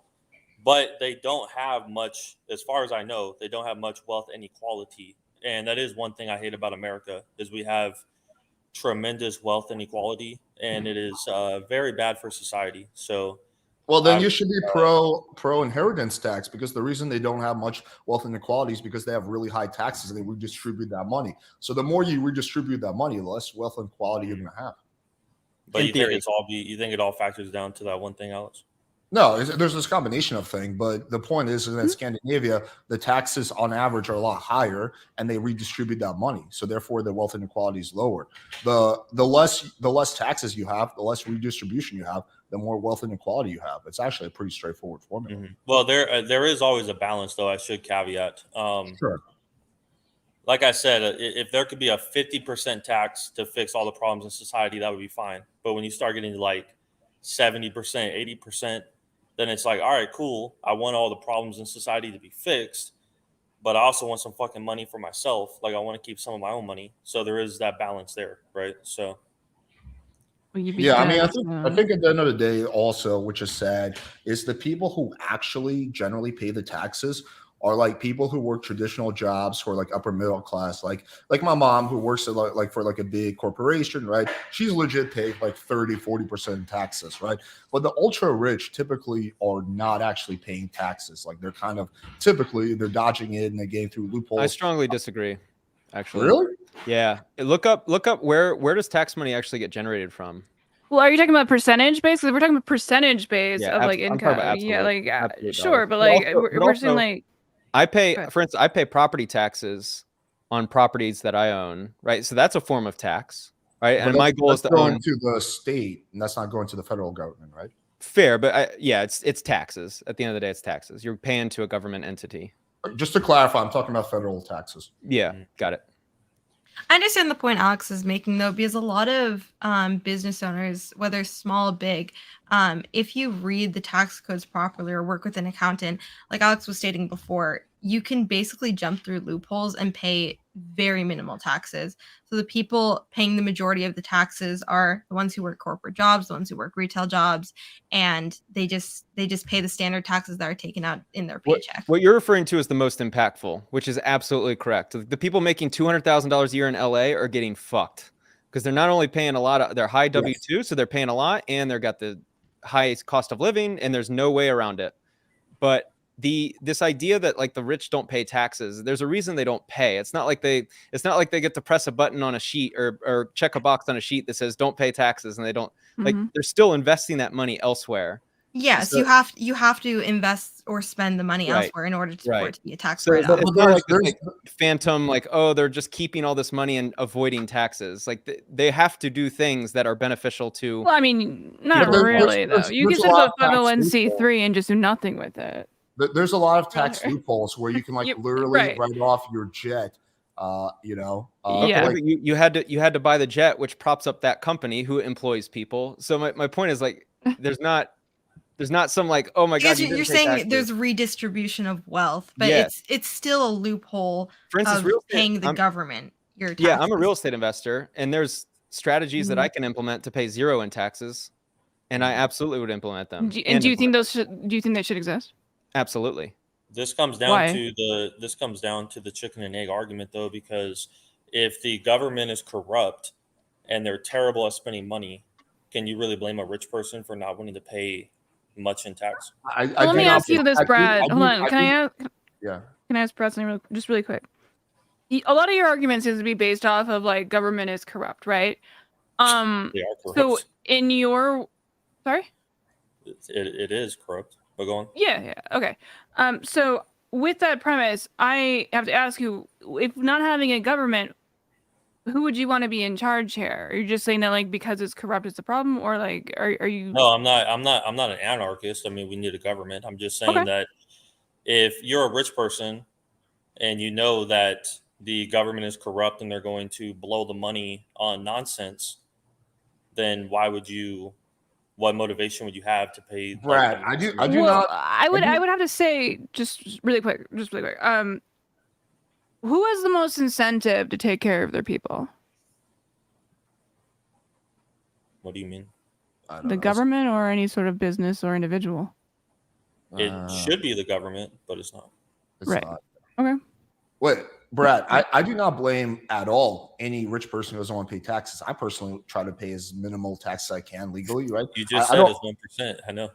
I don't blame people at all. I just blame the people in Congress who pass laws that allow for massive amounts of tax loopholes. I just kind of took a look at some statistics. Bezos paid slightly less than 1% in a true tax rate. Crazy. This is like literally one of the richest people on the Do planet. we know his income, by the way? Is that would be based on income? I'm assuming. Yes. Because they yes. also pay themselves what, $10,000 a year or something, and Yeah, it's all in no, it's stock his I think actual it was based taxable on income net worth. was 4.22 billion during that time year. Bloomberg, super rich dude, paid 1.3 in an actual tax rate. Yeah, If they're doing nothing illegal, I see nothing wrong with that. You're right. They're not doing anything illegal. It's just the But we make the laws. laws. The laws are written in a way that allows them to like not really pay shit. That's the problem. Mm-hmm.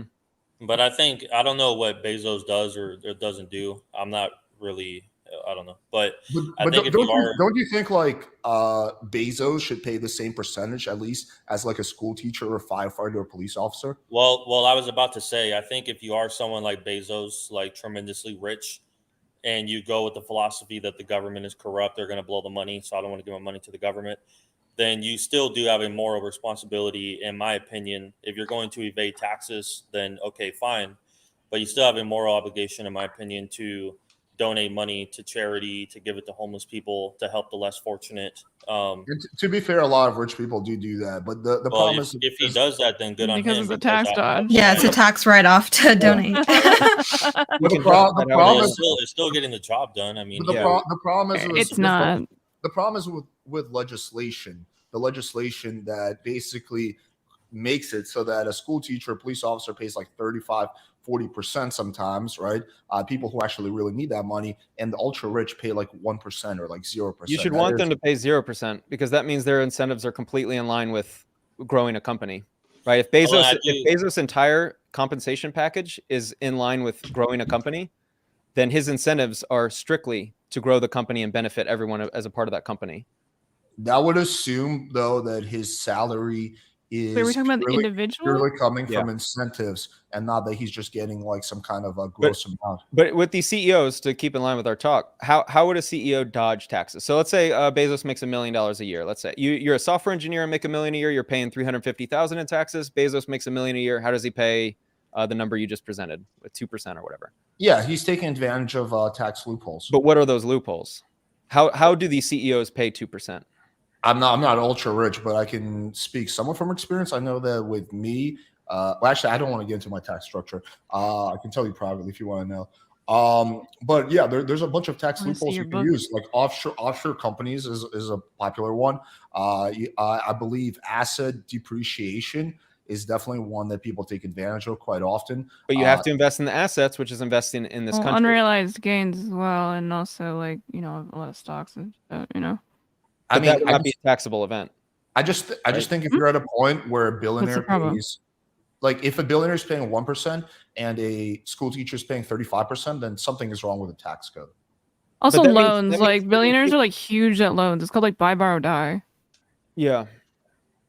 But if he's only paying 1%, that means he's only bringing home enough to pay 1%. I mean, like there's only so much that goes in his pocket. But let's assume that he's actually, because in that it said that his actual income for Bezos during that period was $4 billion. Okay, so then clearly he's investing in something that offsets, right? He has some type of liability or expense or investment that offsets that income.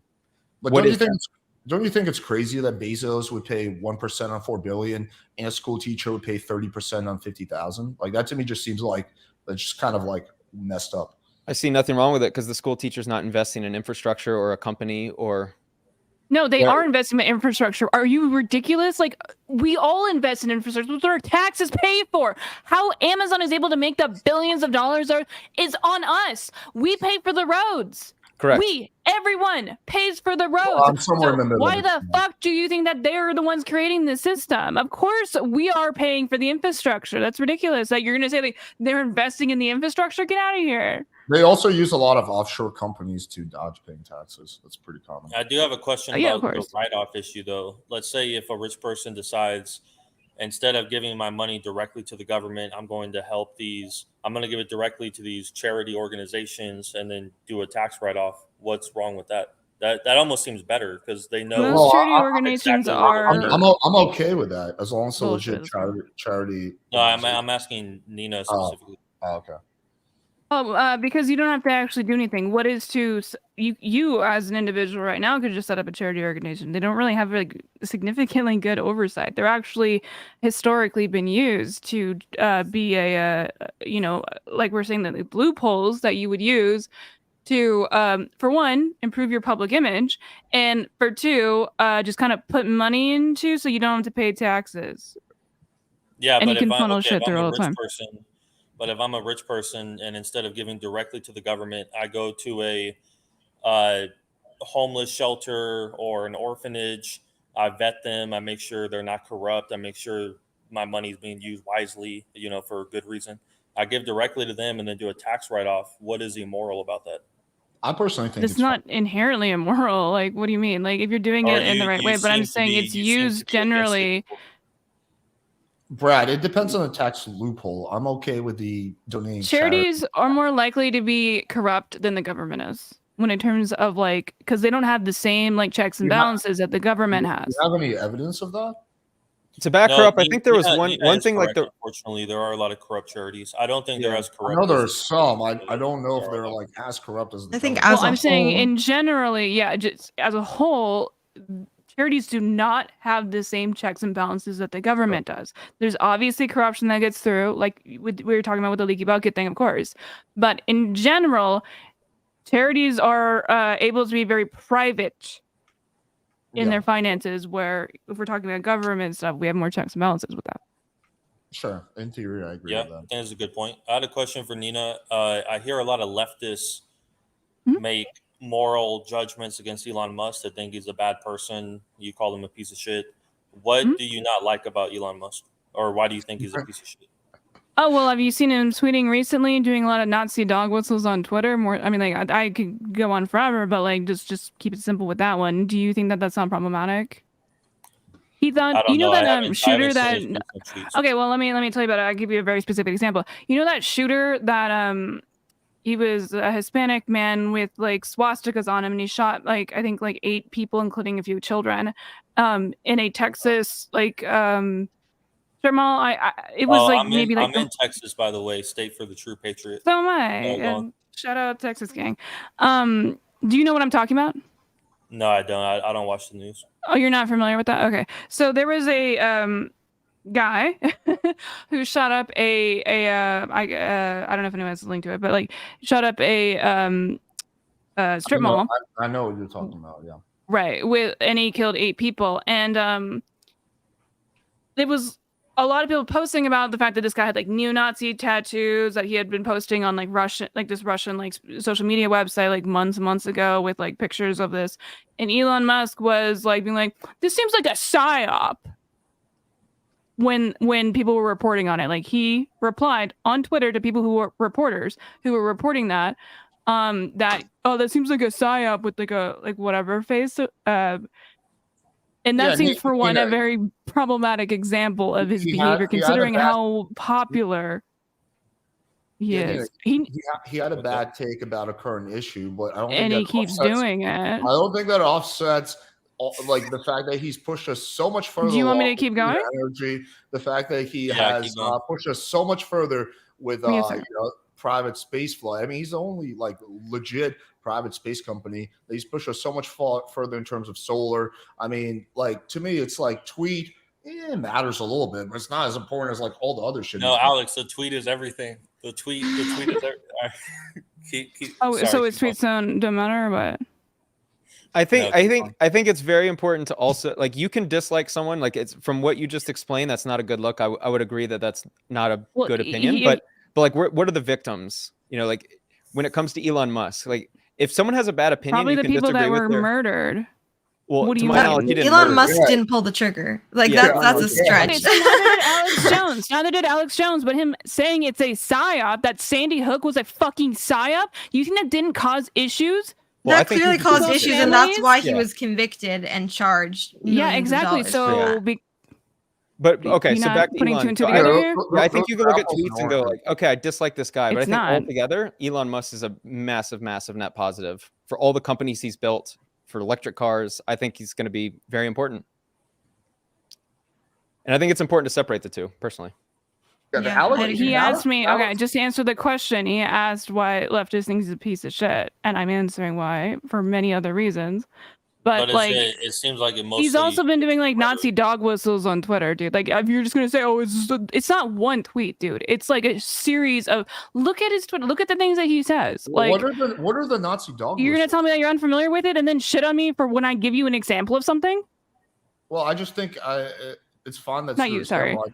I just think it's a petty example. Like what? It's It's like a petty example. it's like you don't- yeah. Well, I don't like the way he dresses. Almost. It's like, not some random person. This is like the face of like this is going up to millions of people. He's telling people that it's like a psyop. That's harmful. Yeah, that's very reductive for you to say that it's not. Well, yeah, that's a bad take. But everyone has bad takes from time to time. What are the Nazi dog whistles? Well, he keeps doing it. I'm actually curious to see that. I'm gonna try to go into it with an open mind, but I Give haven't me a seen second. anything like I'll just that. go to his. I'll literally just go to the Twitter. Give me a second. But is it mostly his rhetoric? It seems like it's his rhetoric that you don't like. No, it's the things that he likes. He's like really like simping for this channel that's I think called like Redhead Libertarian. Yeah, Redhead Libertarian, and they're obviously like a fucking Nazi Why would he need to simp Why for are they a anyone? Nazi? I'm out of the loop on all this. So. with this shit that she says. Why would he Which need to simp I for have a anybody? conspiracy theories He's about it. one of the richest, most influential people. on Well, the I'm just planet. saying that he replies to her quite a bit. That's what I'm saying. You're It's a not allowed to little- reply to somebody. Wait, so am I a Nazi too? Consistently? I Yeah. reply to her tweets all the time. Am I a Nazi? Yeah, I applied. I didn't know Are that you all the time. That agreeing makes with someone her? a Nazi. Are you Actually, agreeing and promoting her? Sometimes I do. I don't promote her, but I do agree with some of her takes. I will say Wait, that. who is this girl? Redhead libertarian? She's just, Oh, I no. would say, an extreme right wing Twitter user. Just put in the most simple terms. I do think the left So- can just throw out the word Nazi like there's no tomorrow. It's like Yeah, like I you think can't that just call someone a guys Nazi have because you the- disagree with them. Like that's not really what that means. Yeah, that's not what we do. I'm sure some people do that. Don't get me wrong. Vosh does it all the time. I called him out on that. Yeah, it's pretty common with the far left. Alex, I disagree with you quite a bit. And I don't think you're a Nazi. Well, thanks. You just think I'm a guy who beats his girlfriend as a domestic abuser, but not a Nazi. What? Damn. When did they say that? On the last panel we were on. Alex, would you consider yourself Wait, like is that the center left? What? meme? Would you consider yourself like center left? On a lot of issues, yeah, I'm more of like an old school liberal, somewhere between Okay. that and a libertarian. On like the actual like issues like that people talked about 20 years ago, like climate change, progressive tax income, healthcare. Yeah, I tend to lean to the left. But I'm not down with like any of this woke nonsense or this fucking PC shit or the COVID mandates or any of that fucking nonsense. Yeah. So I kind of find myself like nowadays. And I remember we had our debate back in the day when the Roe v. Wade thing was going on, and I've actually done not on Roe v. Wade, but on another thing. I've done a 180 since then. I think the Republican Party should support universal healthcare. Yeah. Well, I've also done a little bit of a 180 on that actually as well, because I said, I don't remember if you, I don't know if you remember this, by the time I said, hey, universal healthcare sounds great, but we can't afford it. But then people sent me a lot of studies that seem to be very legit that show that universal healthcare all in all is actually cheaper than what we have now. So once I saw those studies, I've done a 180 on that. I think with the amount of tax the U.S. government is getting right now, I think we could afford everything if they really wanted to. So, right. Oh, let me the bring question on. is, do they want to? No. Let me bring on the next person. What's up? Leftists hate Elon Musk because he treats his employees horribly. That's why they hate him. Can you expand on that? Yeah, the whole reason why he came out as a Republican these days is because he's worried about the Democrats having a union lobby type situation where they let his employees like unionize. And obviously he doesn't like that because he's a capitalist. Yeah, that's why we don't like him, because he treats his employees like shit and he's against unions and he made them go back to work during COVID too. Yeah, Katie, that's actually a pretty reasonable argument. I have heard from multiple sources that he is not too kind to his employees. He works them crazy amounts of hours. He burns them out. He can be very condescending and whatnot. Well, to the higher management at least. So yeah, sure. It's just that no. I'm not talking about like petty stuff like, oh, he's not very kind, he doesn't bring them coffee. Like there are bad working conditions, like dangerous working conditions. Well, I don't know about dangerous, but I'm agreeing with you that he doesn't treat his employees well. You're the first person I've ever heard make this argument. Every single other leftist I debate, they're like, oh, but he tweeted this, or oh, he's such a meanie. So you do have to acknowledge that this is not a common argument that leftists make. It is a common argument. It's just that in these spaces, people tend to get kind of lost in the weeds. So I do agree that maybe some people might have I think for a lot of leftists, it's very obvious. And then they go for the Twitter stuff. And we can talk about the disgusting Twitter stuff that Elon writes and shit like that. I don't really care. The reason why leftists economically hate him is because he treats his employees badly. Yes. But although there are many reasons to hate him. So. But you do care about things like climate change, right? I do care about climate change, yes. Right. You will have to acknowledge that Elon Musk pushed, anti-climate change by through Solar City and through Tesla. Now they're one thing more than pretty much any other person on the planet. I mean, I'm sure Elon Musk has done good things. It does not change the fact that he has done massively good things for combating climate change. Disagree. He literally I think he actually starting to do climate change denial shit too. Yeah. The interesting thing, I'm not disagreeing. Is it Katie? Is that your name? Yeah. I would be curious, and I'm not disagreeing here because it does sound like there are plenty of concrete examples of bad working conditions. I'm curious though of why he attracts so many A-list talent and why they haven't left. If it's universally bad, right? Because my understanding is that you're kind of bringing this argument that it's universally bad. A lot of employees are receiving. Why are they not leaving? Because these are all very talented people. It would be my question back. Well, I didn't say that it's universally bad. I said that when you're an A-list talent, you're going to be treated well. We're talking about the working people who work in the Tesla factory that aren't allowed to unionize, that have horrible working conditions and so on and so forth. Obviously, if you get invited and you get paid a lot of money and you have your fancy office, yeah, you're not gonna leave. Also, you're working with Elon fucking Musk, that half this panel is sucking the dick of, no offense. So obviously you're not going to be very keen on leaving. A lot of people like Elon Musk. Now also, there's this weird notion when people think about leftists, when they're like, oh, they just hate him, they hate his personality. I don't care about Elon Musk's personality, okay? It's completely irrelevant. It matters what he does. And is he a billionaire? He's definitely a billionaire, right? As a billionaire that treats his employees pretty horribly, that works through Tesla, which has a lot of issues, for example, that does what he does with Twitter. Yeah, as leftists have an issue with that, obviously. Katie, I have a question in regards to that. So you're saying the workers wouldn't be too keen on leaving because they're working for Elon Musk. This guy's a billionaire. They get paid well. It's a top it's a top tier job. So my question to that would be, why are leftists then complaining for his employees when they're not too keen on leaving and they are No, choosing to work there? we were talking about I don't know if I understood your point correctly. Yeah. So what Spencer said, he was talking about like A-list talent. So those are people who are like top in their field. They're not people constructing the machinery of like the Tesla car, right? I'm talking about the people in the factory putting screws together, like lower class engineers and so on and so forth. We're not talking about like top tier executives and stuff So you're like saying that. his low tier employees are treated Yeah, horribly. of course. That's what I meant when I said the word. Yeah, that's. I needed to specify that just to understand. Okay, so again, I have heard things like that, and I think that's absolutely horrible. But I don't know why people hate Musk for these people who are choosing to work for him. Like, if the work conditions were that bad, they can always quit and get another job. Well, I think it's a bad argument though, because unfortunately in America, work conditions are shit in like a lot of places.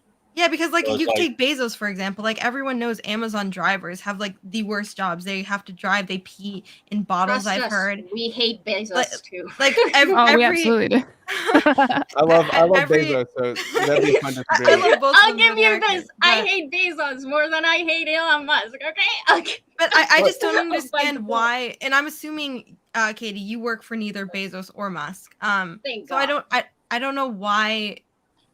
Like, okay, for me personally, I guess I'll bring up a separate point. I would never complain for someone else's occupation. Like, there's a reason I'm not doing the occupation because I don't think it's good. I think the conditions are terrible. So I'm just not going to work there. But I'm not going to complain for other people who choose. Like it would be like someone who like That is a horrible argument. It would be like someone who manipulates and lies to their girlfriend, cheats on her, and the girlfriend could technically leave in the first world country, but you would probably call it out. You'd be like, "Yo, that's shitty behavior." So I understand Katie's argument. I do have a question for her once she answers your question now. Yeah, just to very quickly, like Malik, when we're talking from like a leftist perspective, because people are asking, like, so I hear leftists, blah blah blah. So there's a lot of anti-capitalism critiques, right? So as Brad said, sure, there's always the argument that if you don't like it, leave. And yes, there are probably companies that are less exploitative or less harmful than working for Amazon. But there are also conditions leading people to work for Amazon. There are conditions leading people to work for Uber or whatever the fuck. So when we target something specific and we say Bezos bad or Elon bad, that's just one way to indicate one part of the system that is bad, but the critique is of the system overall, right? So instead of leftists saying, oh, if you don't like working for Amazon, just leave, we understand, like Brad, or we think that, like, okay, but they're not really leaving the exploitative system. They're just transferring to a different exploitative system. Maybe that's less bad, but it doesn't solve the issue, right? I don't know if you've seen that. I don't think it was a TikTok, but it went viral on Twitter. And it was like Dairy Queen employees trying to not sit because they're not allowed to sit. They have regulations like that. And it's fucking creepy what they have to do because they're not allowed to sit at work, right? Like very basic human conditions. So that's the critique there. And I 100% agree on everything you just said. And as someone who worked a corporate job for 2 years, I understand that big corporations don't give a crap about their employees whatsoever. However, with that said, I don't really understand how it's helpful to just target someone like Musk and say, oh, he's a piece of crap, or Bezos and say, oh, he's a piece of dirt, when you should say, hey, the system that allows them to do these things is pretty messed up and there should be reformation. We do say that. It's just more fun to make fun of the guy. It seems like more of a, I don't know, like a mocking, like it gets more wow factor when you say, oh, so Musk is trash, or oh, Bezos is so this. We're doing right. So then it's a jumping off point to talk about the system that he represents. We're doing both, but here's the thing, right? And I understand that, like, what you may be seeing is just people like taking shots at like Musk's personality or whatever the fuck, you know? And like, sure, you can say that's immature. That doesn't make a lot of sense. That's not a salient critique. And I agree with you. That's just like Twitter discourse and people being pissy, which is fine. Here's the thing, something that personally aggravates me, like rich people inside the exploitative system can still be better or worse. So both Musk and Bezos have the resources to make their facilities less bad for their employees. They can take that hit they won't take that hit because they are billionaires who make money out of it. And so the system doesn't reward them doing that. But I would say, so you'll hear leftists say there's no good billionaire, but some billionaires treat their employees more ethically than others, you know? Kind of like how people suck Can you name a billionaire who treats their Yeah, employees yeah. ethically? I'm just curious if that actually exists. So I don't know if he treats his employees ethically, but like, you know, a lot of people suck the dick of like Bill Gates because he's a philanthropist, right? So he donates a lot of money away. Richard Branson is a better example of someone who treats their employees well. Quick to jump in, there's thousands of billionaires that none of us know of that built companies with amazing work-life culture. They're private. Sure. No one knows they exist. Sure. So for the record, I think there's plenty. We just obviously we're sticking to the people we all know. CEO of IKEA also is known to be pretty good. Yeah. And also LeBron James, I believe, is a billionaire, but it's mostly self-made. I don't know how many employees he has. And just to be very clear, from a leftist perspective, we still don't want the system to allow people to, but for us to have to rely on like the good-heartedness of billionaires is a very bad starting point for the working class. That's the critique, really. Yeah, we don't want kings out there, you know what I mean? Yeah. Right. I got a question for Katie. So I do agree with a lot of the arguments you made about the working conditions and whatnot. So I'm not going to challenge you on that. I'm going to challenge you on a different part. It seems like you really downplay Elon's accomplishments when it comes to certain things. So who do you think has done more to combat climate change than him? Okay, so I'm going to be very honest. I don't know what Elon has done to combat climate change. So I'm not. Do you want me to tell you? No, you kind of did. But if you want to tell me, you're okay. I can just reply. For the sake without of argument, knowing let's just assume in 10 years we could look at Elon Musk as producing some variable of change that is positive. Well, he's already done that with Solar City and Tesla. Well, he's fucked rail He intentionally. fucked- he Tesla fucked up. doesn't really. High-speed rail. Tesla isn't really doing what it Just was dumb as promised fuck. that it would do either. Right. Building Yeah. electric cars which don't take gasoline. Yes, building electric cars, great. How many people are driving those electric cars and they don't burst into flame is a different story. And the batteries. Almost all. Yeah, Yeah. that's I mean, a very low that's so percentage. newsworthy because it's so infrequent. Yeah, of course. We're not denying 99.9% that. of people are fine driving Teslas. Just let me. So here's the thing, right? If the question right now is like, is Elon Musk a net positive to society or a net bad for society? Then maybe we can have that argument. I'd have to sit down and look at things. Again, as like a person who comes from like the left, I think about an anti-capitalist perspective. I think that if we took all of Elon Musk's money and put it into science and like governmental research, we could have built that car ourselves, you know? And I'm not big on like personal space travel anyway, so I don't particularly gonna stroke my dick about that, you know? So it's just, when I talk about Elon, I obviously talk about the bad things because there are a lot of bad things under my worldview that he does. If Elon did something good, that's great for him. That's great for the people that he helped too. He just does a lot of harm. But as well. don't you think it's disgenuine to only talk about the bad and never acknowledge the good? Like, I personally don't think there's anyone who has done more to combat climate change than Elon. Or at least not that I can think of. He's definitely in the And top. Greta? And wait until we have solar farms that power the world. That's gonna be incredible. If we Wait, can hold have on. renewable What is energy. Greta Thunberg? Yeah, then? Greta has not done more than As Elon. an activist. Are we? She puts out important tweets, Brad. She got Come Andrew on, Tate. man. All right, we got Important we tweets. got a solid dub from that. Well, Okay. even that didn't really happen. I So know. then When I'm you just- say he's done a lot, do you mean that he has advanced research? Is that what you mean? What I mean is that he's directly combated climate change as an through investor, is that what you mean? Through either way, through Tesla and through what's Solar it called? City. Through Solar City, yeah. I Okay. think Bill Gates probably, if we're talking about investments, has probably done more. But I mean, like, is that really like the metric we're going off of? Just investments?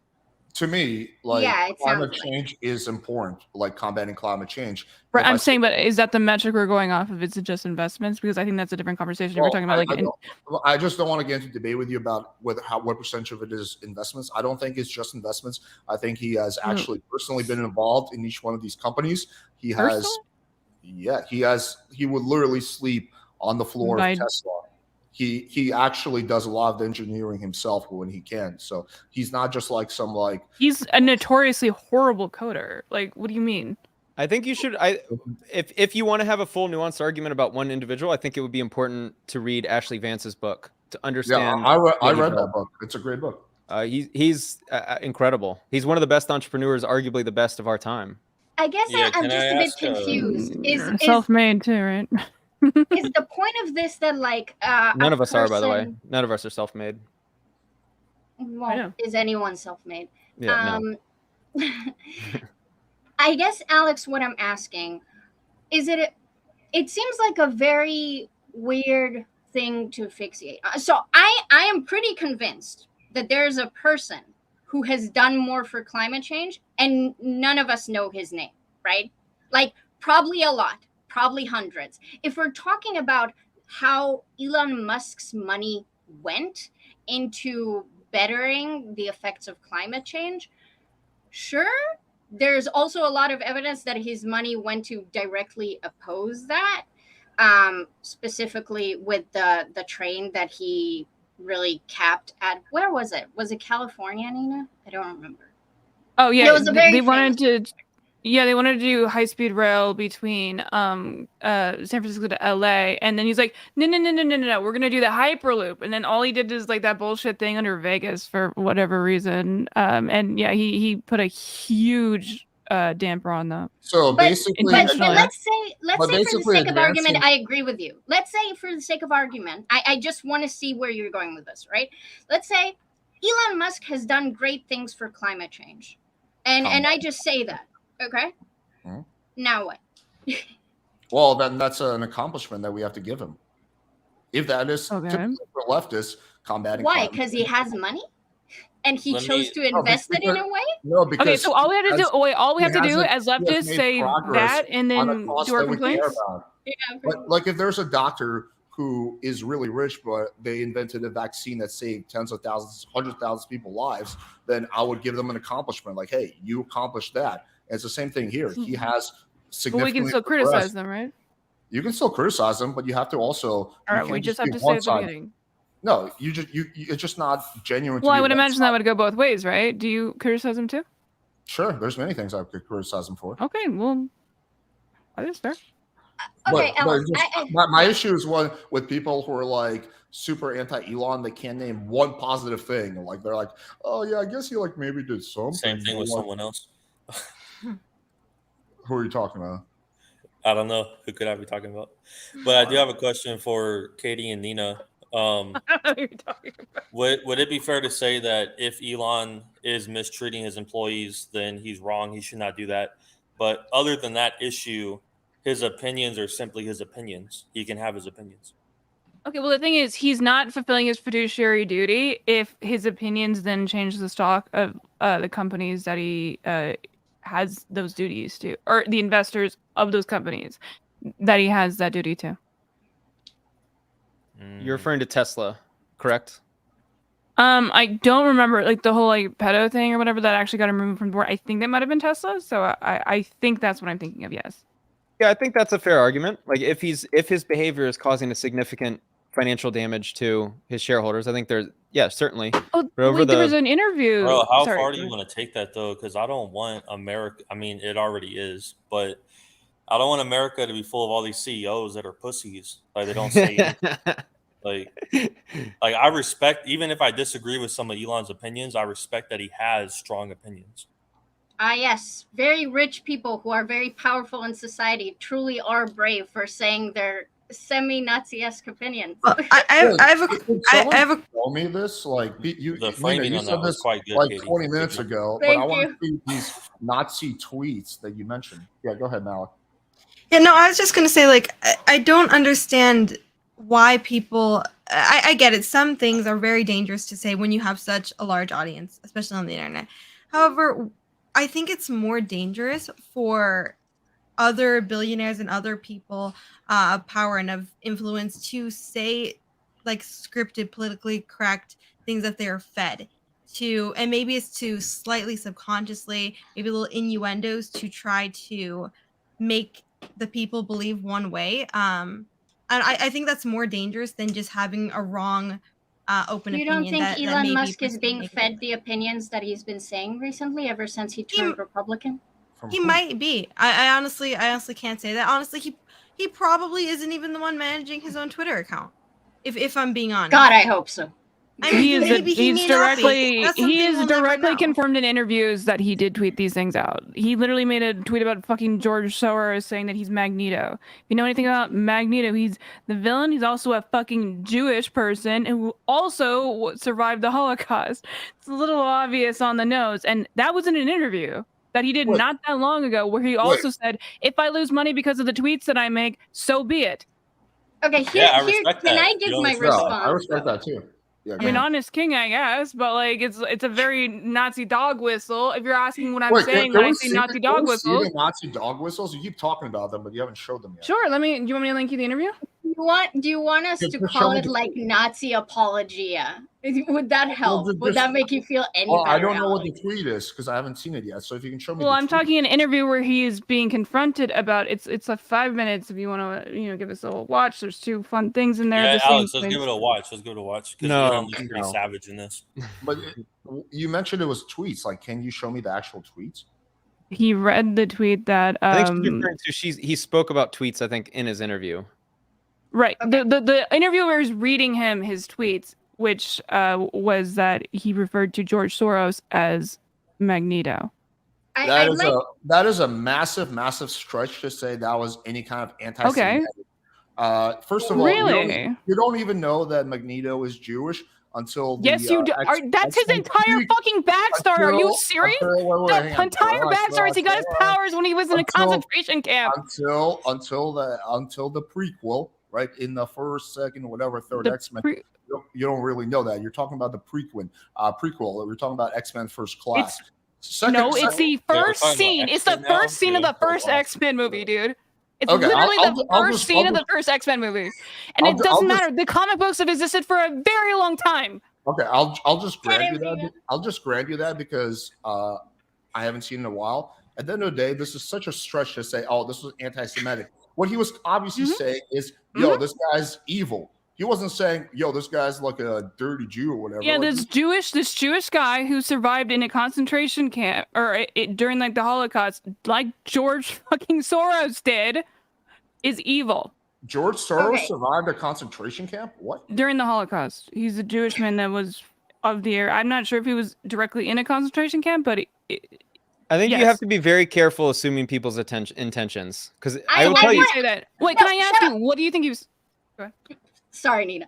I need to fix something. Okay, so Malik, you said this, and Alex, I think so. I do understand what you guys are saying in terms of everyone's a Nazi now.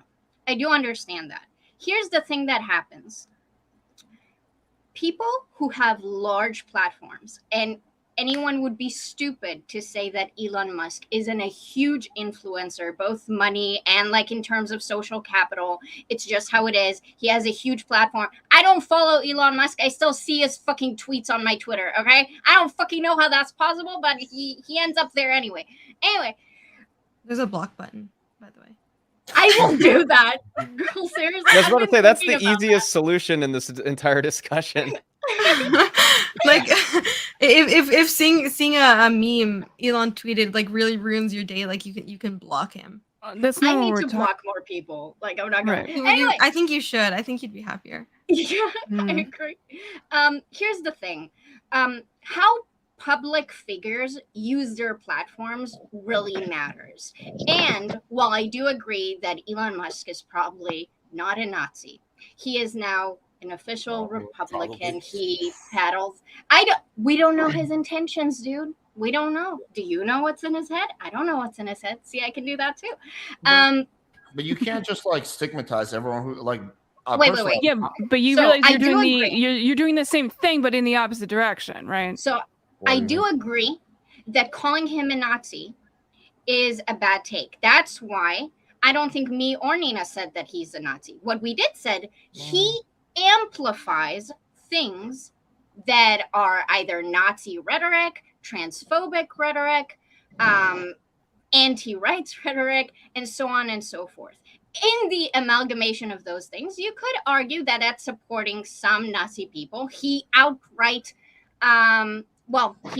quote tweets actual Nazis. And I'd argue that as a public figure, that is something that is highly irresponsible unless you are the type of person who feels comfortable platforming and elevating actual neo-Nazi voices, in which case maybe I wouldn't call you a Nazi, but I'd call you an enabler.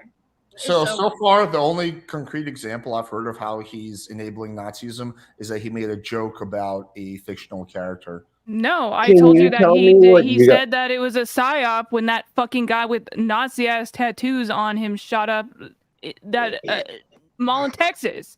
I don't know if that makes him a Nazi, just uninformed. No, about we didn't say that. Again, didn't do you say not that. listening to her? She just said it, like she said it way more eloquently than I have been trying to make my point. Where yeah, he's just a Nazi enabler. Does that make it So better or you- worse for you? I You don't- guys think people should be perfect? Like you guys have such a high you guys think bar people of should be perfect? expectation. So Like I come don't on, what think have people- I what don't have think you guys people- done to help Okay, humanity? your arguments, you guys' arguments are that we can't criticize him at all. No, That's I not think bad. One I think good Elon thing. Musk should 100% No. be criticized. You I can just criticize don't know. him, but when you call him a piece of shit, it makes it sound like he's like he's a piece of shit. Yeah, and I just think- don't know Like, it's just how like There's one things that are tweet characteristic of a invalidates piece all of That the shit. has never Seems been my pretty fucking argument. You obvious. can criticize anyone and everyone. I have no problem with you criticizing. Okay, Yeah, what's wrong with I calling him a piece believe of shit? everyone should be Lefties calling him a piece criticized. of shit. I just don't think you can criticize someone by saying everything good they've ever done is invalidated because they tweeted something. Okay, well, Okay, we're not so saying no that, one so said nice that. comment. No one said that, but Dennis, people are allowed not to be perfect. None of us are perfect, okay? But people who don't like it when Nazi ideas are being platformed on a really loud, big scale, or transphobic ideas are being platformed on a really big scale, are allowed to be like, hey, I actually think this person's a piece of shit for using his gigantic social and economic capital to promote these ideas that I find highly dangerous. And you might respect that. I actually don't respect when people are transphobes, for But, example. like, I want to well, ask. what hold have- on. He is what also a have you- transphobe, by the way. Wait, Hold on, let what me- have you done to like help society? Like he has done a lot to help society, and you've done nothing, and you're just like criticizing him. You don't like Does see that how bother that's you? bad. Does that hurt your fifis? Like I just feel like you're not So in you a can't position wait. to, like, You can't criticize somebody who has done more than you. No, you can't. I mean, you No, you can, can't. but like, what place are you Okay, coming so, from to all right. criticize him? You know? As an outside observer, like literally everyone who criticizes anybody. No, Nina, he's right. We need our fathers to have an emerald mine, so we would have been born rich, and then we could have done better. But now we think, need like, to zip our mouths. The important part You that guys My Alex are parents brings like up had is that Ruby mine, dude. if I you're keep able up. if you're able to point out someone's positives, then your critiques of their negatives become more powerful. So I think that's where Alex, and that's my intention too, is like agree with I that. just need to see that you are able to highlight someone's goods, and then I can listen to the bads. But if it's all criticism, Here's the thing. I think that's you start throwing out. I So- mean, that's very defamatory what you guys are saying. Yeah, Like, and I I not think hear you. even- people I hear make you, Spencer. mistakes. Like Do you no think? one's Wait, hold perfect. on. Do you think that if like okay, let's say like your boyfriend beats you or something, and he like once got you flowers, do you think that like every time that you talk about the fact that he beat you, you have to preface it with the fact that he bought you flowers? I know you bought me No, no, flowers that one time, but So no. You know that's- I mean, it You just know seems that's like a a- very. I mean, obviously, I'm being hyperbolic, of course. Yeah. You don't have to tell me that I'm being hyperbolic. I obviously am. I'm intentionally doing that, of No, course. it's But a I'm just asking, like, genuine what's analogy. the difference that you see between those two examples? There's a big difference between buying someone flowers and Yes, doing I don't more mean to combat literally. climate change Please, than please any other engage person with on what the I'm saying. planet. He has did done- something good, but he's done has so done- many bad these things. are very, I want to engage with Spencer. Is very, that very okay? good things. Go ahead. Yeah, go ahead. Spencer, I hear what you're saying, and I do agree that when it's a fair, good faith discourse, there is place to show that you have charitability to the other side. Absolutely, right? I agree with that. It is bad both optically, rhetorically, and logically to be like, oh, this person has never done a good thing in his life. Not possible. That's just not possible. It's stupid. However, sometimes when people, because people want to cover up some of the bad stuff, or they don't want to face the bad stuff, they will say stuff like what you guys are saying. So I'm not saying that you guys are doing it, but they'll be like, why don't you recognize all the good stuff that Elon is doing? So when someone sits there and all they talk about is how Elon Musk is the greatest, most competent, whatever the fuck, but they don't mention the fact that, for example, he treats his employees like garbage, then that's like the opposite side of the coin, right? It's when like, can you not recognize anything bad this person does? Because he ain't perfect. We both know he ain't. Well, right? I agree with you on that, Katie. Hear me okay? Yeah. Hello? Okay, so like this entire point, the only reason Elon Musk does a majority of these things that help the environment is due to the fact that Tesla's money majorly doesn't come from selling electronic vehicles. It comes from Bitcoin and government subsidies. So basically, anytime Musk has a threat against these government subsidies he's receiving, he makes these big plays in order to like continue receiving these government subsidies so he can continue playing with money and go off on a bunch of failed ventures and playing with the government's money so he can do nothing. All he does is really steal money from the government. And I mean, he's totally tanked the cryptosphere for the past 3 years due to the fact that he's playing around with money and just trying to continue receiving government subsidies for as long as he possibly can. That's the only reason he cares about the environment. He doesn't actually care about climate change. Even if I grant you that what you're saying is true, how do you know it's not both? How do you know he doesn't actually care about the environment and he wants what you just said? I mean, perhaps, but I think like a lot of the, I don't have I'm on my phone, which is really frustrating because I have a document about this, but there's a lot of statistics that show that a lot of what Elon Musk does isn't actually all that beneficial for the government. Ultimately, because obviously the immediate example that you bring up is the fact that you have to mine lithium to supply power to Tesla vehicles, and that's getting better over the past couple of years, but either way, it's not good for the environment by any means. Here's the thing, Brad. It doesn't, the intentions don't matter. If what the problem is, and I think what you should engage with what man is saying, is that like there is a governmental structural incentive to get people to take actions that are good for the environment.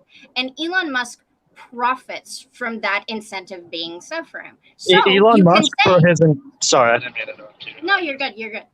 Wait, I actually just looked up the numbers on this. And so Tesla borrowed about $250 million, and then they federal loans and bailout support, and then they paid all that money back with interest. And it seems that when it comes to 2021, well, it seems like when it comes to car manufacturers, they actually receive the least amount of. They're not a car manufacturer.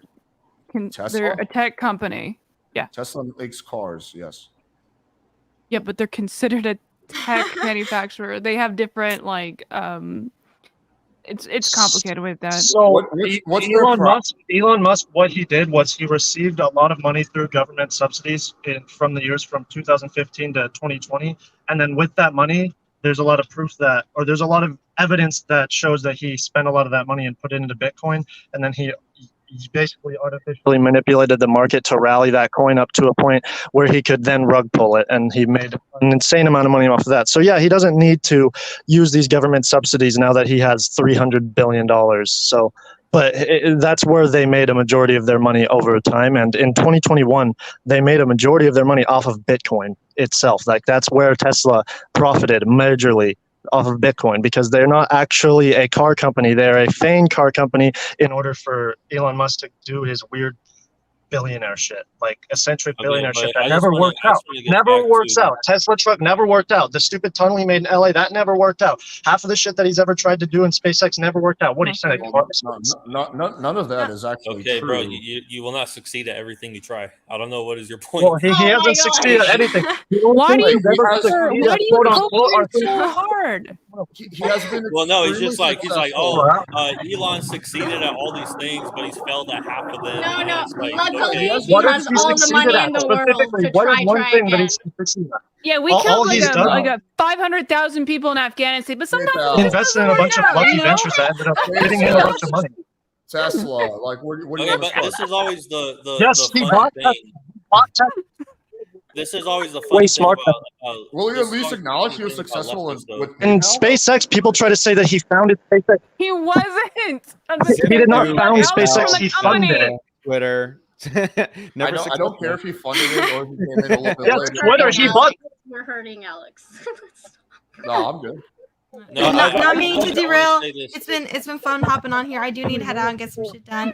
I hope Yeah. everyone has Fantastic a to great see rest you, of the day Alex. and Have night. a good. Good to see Have all a of you good too. We'll finally wrap You up have for to this mute one. yourself. And I so do want my to say this point, though. Hold on, let me talk. We're getting a lot of car Sorry, noise from your I have a man. delay. Do you mind?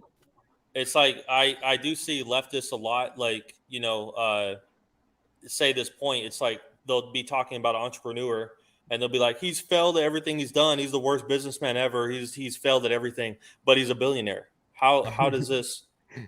Well, it really negative helps that your net dad's a wasn't my point. billionaire. My point is that every venture he's Capitalism, my gone, friend. every after he I'm with became you, a right? billionaire, Can that he I did fail at everything I do independently. and become a billionaire? Wait, Because I'll let me suffer from that. I don't wanna do that. respond. Let me We're so respond to what you said, Okay, because go ahead. the point is that everything that he gained money off of was something that he either purchased or co-founded. And when he co-founds something, it doesn't mean he actually founded it. It means he funded it, because he's always been a great investor. You're right. He's a great investor. He's a great con man, because my entire contention with Elon Musk doesn't lie in the fact that I hate him. It lies in the fact that he's successfully, over the past 3 years, like, been able to trick red pillars and Republicans into, like, gaslighting them into liking him. And now they're all his little pawns who are arguing for him all the time. He's just another billionaire. They used to hate him 3 years ago. Now they love him. First of all, public beef. Hold on. Elon's Wait. had a And the public only beef reason why with is because Trump, he so he's posts not a bunch doing of good stupid job at memes trying to on manipulate Twitter. Republicans. Okay, Well, first of all, I'm Kanye and definitely- Trump also had a public beef, so there's that. Yeah, so I'm saying if Elon was trying to manipulate Republicans into liking him, having a public beef with Donald Trump is not the brightest way to do it. He absolutely coming does out that. Because Dude, he dude, did half it. of the- Wait. Ron DeSantis doing that horrendous failure of like his announcement speech being on Twitter is just a coincidence then? What are you talking about? Say that again. Ooh. You understand that? Do you know who Ron DeSantis is? Yes, I know who Ron DeSantis is. She's Right. talking Do you about know how when he did his announcement was a speech? failure. Yes, Where did he do it? on Twitter. What's your point? You're going to say that he's not cozying up to Republicans? Literally, Ron DeSantis, even though it was a complete fuck up, chose to do that with Elon Musk and his complete piece of shit technology So of the he's Twitter Spaces, planning which are to- two-tier Let's just- systems hold on, that are not So at he's having planning that to capacity. manipulate- He came So out. He he's also- planning to he's also manipulate said that. Republicans into liking him. So he's going to be friendly with Ron DeSantis and have a Yes. beef with Trump. I think it's pretty obvious if you Yes, just. Ron I DeSantis know you has a guys beef with don't like Trump, the of Twitter. course. You guys don't like the Twitter thing, but the reality is all of these memes and poll memes that he reposts on Twitter are obvious ploys to just get people, to get Zoomer Republicans to like him. He doesn't care about it. What he noticed is that they Tesla like him was because of majorly that too. only- They respect I think we're it. boomers, but yeah. That's I the agree. whole obviously. thing. They respect it. It gets him respect. That's the Yeah, ploy. Tesla Okay, was but you can majorly make- you supported can by make this liberals, argument. and it was hated by Republicans. So he had to get Republicans on his side, which he successfully did by posting a bunch of stupid memes on Twitter. And I think it's just But stupid I have how to jump on gaslightable this. people are. Brad. So Mhm. let's say for a second, we're so close, that Elon Musk failed in a lot of things, okay? A lot of And people he's also saying still a Elon voted for billionaire, Biden. right? I can't let's say support that. I can't Let's support say that. he failed in some things and he's still a billionaire. So Okay. maybe being a billionaire doesn't have to do with how good you are at doing stuff. And maybe capitalism isn't a meritocracy. It's almost like it has to Maybe. do. It has to do with persistence. No, it has to do with Doesn't how good of a con man you are. Ultimately, it's how many ankles you're willing to break and how many loopholes you're willing to find to break those ankles legally. That's all being a billionaire is. No, I'll say Katie, to concede a little bit of let me ground. just get one I want question to in. concede a little bit of ground to the left. Can I do this? Wait, Katie, which system do you think is more meritocracy than capitalism? Oh, let Ryan on. I like Ryan. Let Ryan on. I know, but I'm just trying to. I like Ryan too, but I just want to wrap up in like next 5 minutes. So. Okay, I'll concede a little bit of ground to the left. I do believe I would like it to be sort of a 50-50 mix of capitalism and socialism. I do think the extreme capitalism we have in America is heartless. I do think the working class is getting fucked over. It is not fair. All I'm saying is, how can you say this guy has tried a lot of things? Maybe he failed at half of them, but he kept trying more and more things, became a billionaire. But you're saying he's like not a good businessman. He started out with a lot of money. So here's the thing. The beautiful thing about capitalism is if you have money, it becomes very easy to make more money. And if you have no money, it's extremely difficult to stop not having money.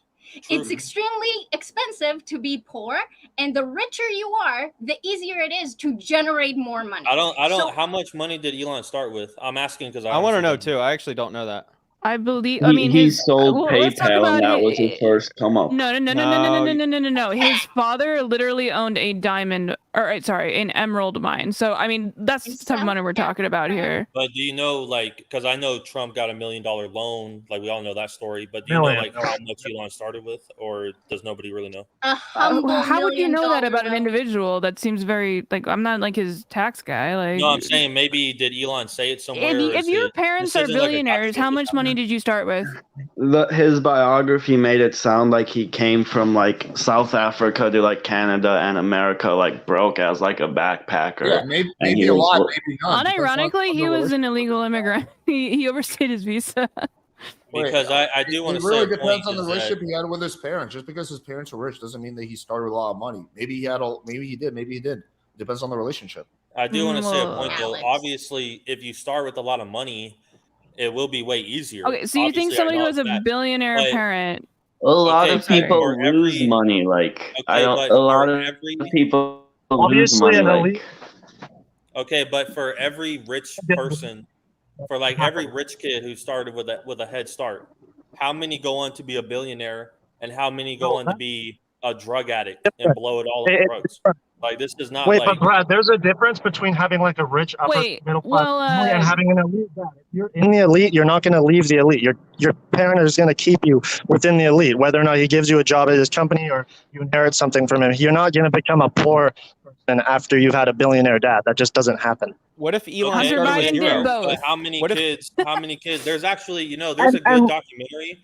There's a good documentary we should all watch. It's called I don't know, YouTube, like Rich Kids documentary or something.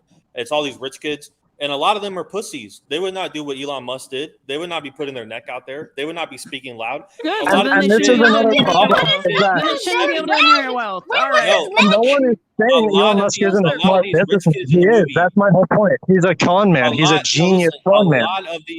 A lot of these rich kids in this documentary are 17 years old with 50 million in the bank. They're set. Mm-hmm. And they talk like pussies. They can't talk well.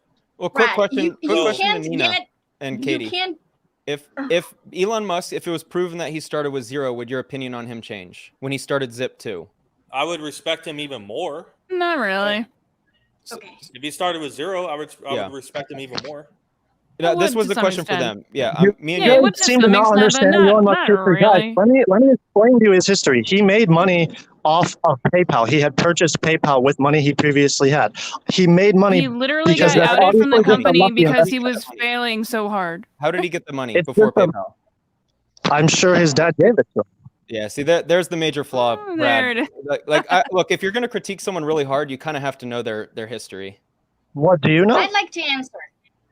Okay, so go ahead, Katie. The point that I was making wasn't about like, oh, Elon Musk already had money. It was a general point, right? My opinion of Elon Musk wouldn't change. It would just be incredibly surprising since it is very, very rare to become actually a person who came from absolutely nothing and becoming a billionaire. That is literally the American dream, but the American dream is a lie. Most people cannot have the American dream.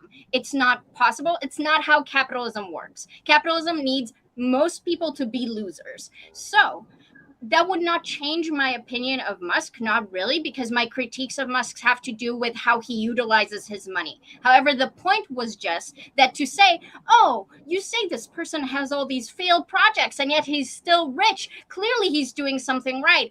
No, that's not how capital works. Not when you're that rich. When you're maybe 50 million rich, like, what was his name? The guy with the tiger who bit the ear and became bankrupt. Yeah. Or like, there was 50 cents. Someone got bankrupt. People get bankrupt. Okay. Billionaires don't get bankrupt. Okay. Correct. That Yep. doesn't happen. Wait, I just want to address the father thing. So I was just doing a little bit of research on that, and it seems like it's not even a proven fact. His father says that, yeah, I gave Elon. He didn't even say I gave him money. I paid for his privileged upbringing. Elon himself says, hey, I left the home at 17 with nothing. And if you look at his lifestyle in his early years, it seems to kind of support the fact that he didn't really have much money. So it's not even even a well-established fact that Elon inherited money from his dad. This is just Well, he's not dead, so All I'm saying is money from his dad. for every person who started with a lot of money who was either able to maintain it or grow it, there's probably 1,000 people who blew it. So that's all I'm saying. So I don't understand what the point is. Why does it matter how he made his money? He could have literally been some random poor African who got money, and now he came to this point, and he still has the same issues. I don't called care him a how he made con his man. money. right. You called him a con man that didn't He even is a con man. That's exactly what he He's not did. calling The him only a reason he con man got for that. with money. And are you going to deny I that? think he's a con man. All right, listen, guys. I want to wrap up. Like, are you going to deny that he's actively trying to manipulate? That he's actively trying to manipulate Republican Zoomers? Do you deny that? I don't follow Elon Musk, so I don't give a shit if he is or isn't. I don't know. I don't Okay, know. well, I don't really agree with feeling Does that. he eat peanut butter and jelly sandwiches? I don't give a Do fuck. you respect I'm not- his goal? I assume he richest people in the unhinges world. jaws I'm and not- like kills or eats babies or something. And fuck with political discourse, but I don't know about you. He could legitimately believe in all those Republican talking points. Anyway, guys, I do want to wrap up. I want to thank Spencer, Nina, Katie, who randomly jumped on, Brad, and Mandenden. I do want to end it off by quickly mentioning Spencer's situation. So I don't know if you guys have been following, but Spencer is being sued right now by one of the biggest douchebags on YouTube. That's just your opinion. Yeah. It's Just my opinion. Just opinion. In our opinion, yeah. Yeah, in my opinion, that's the cost guy that has screwed over people in the past, for sure. Yes. We know that for a fact. That's cost you what, quarter million or something like that? 282,000. Insane. Okay. And thank God for capitalism, so I can go earn it back. So yeah, guys, if you want to support Spencer, he has a GoFundMe, and I encourage you, if you guys have a little bit of extra money, to help him out. But yeah, anyway, appreciate you guys all for joining. I thought it was a fun debate. It kind of started off a little, and then it got interesting. But yeah, good discussion. All right, take care, everybody. Have a good night. See you, dude. Thanks for having me. Thank you.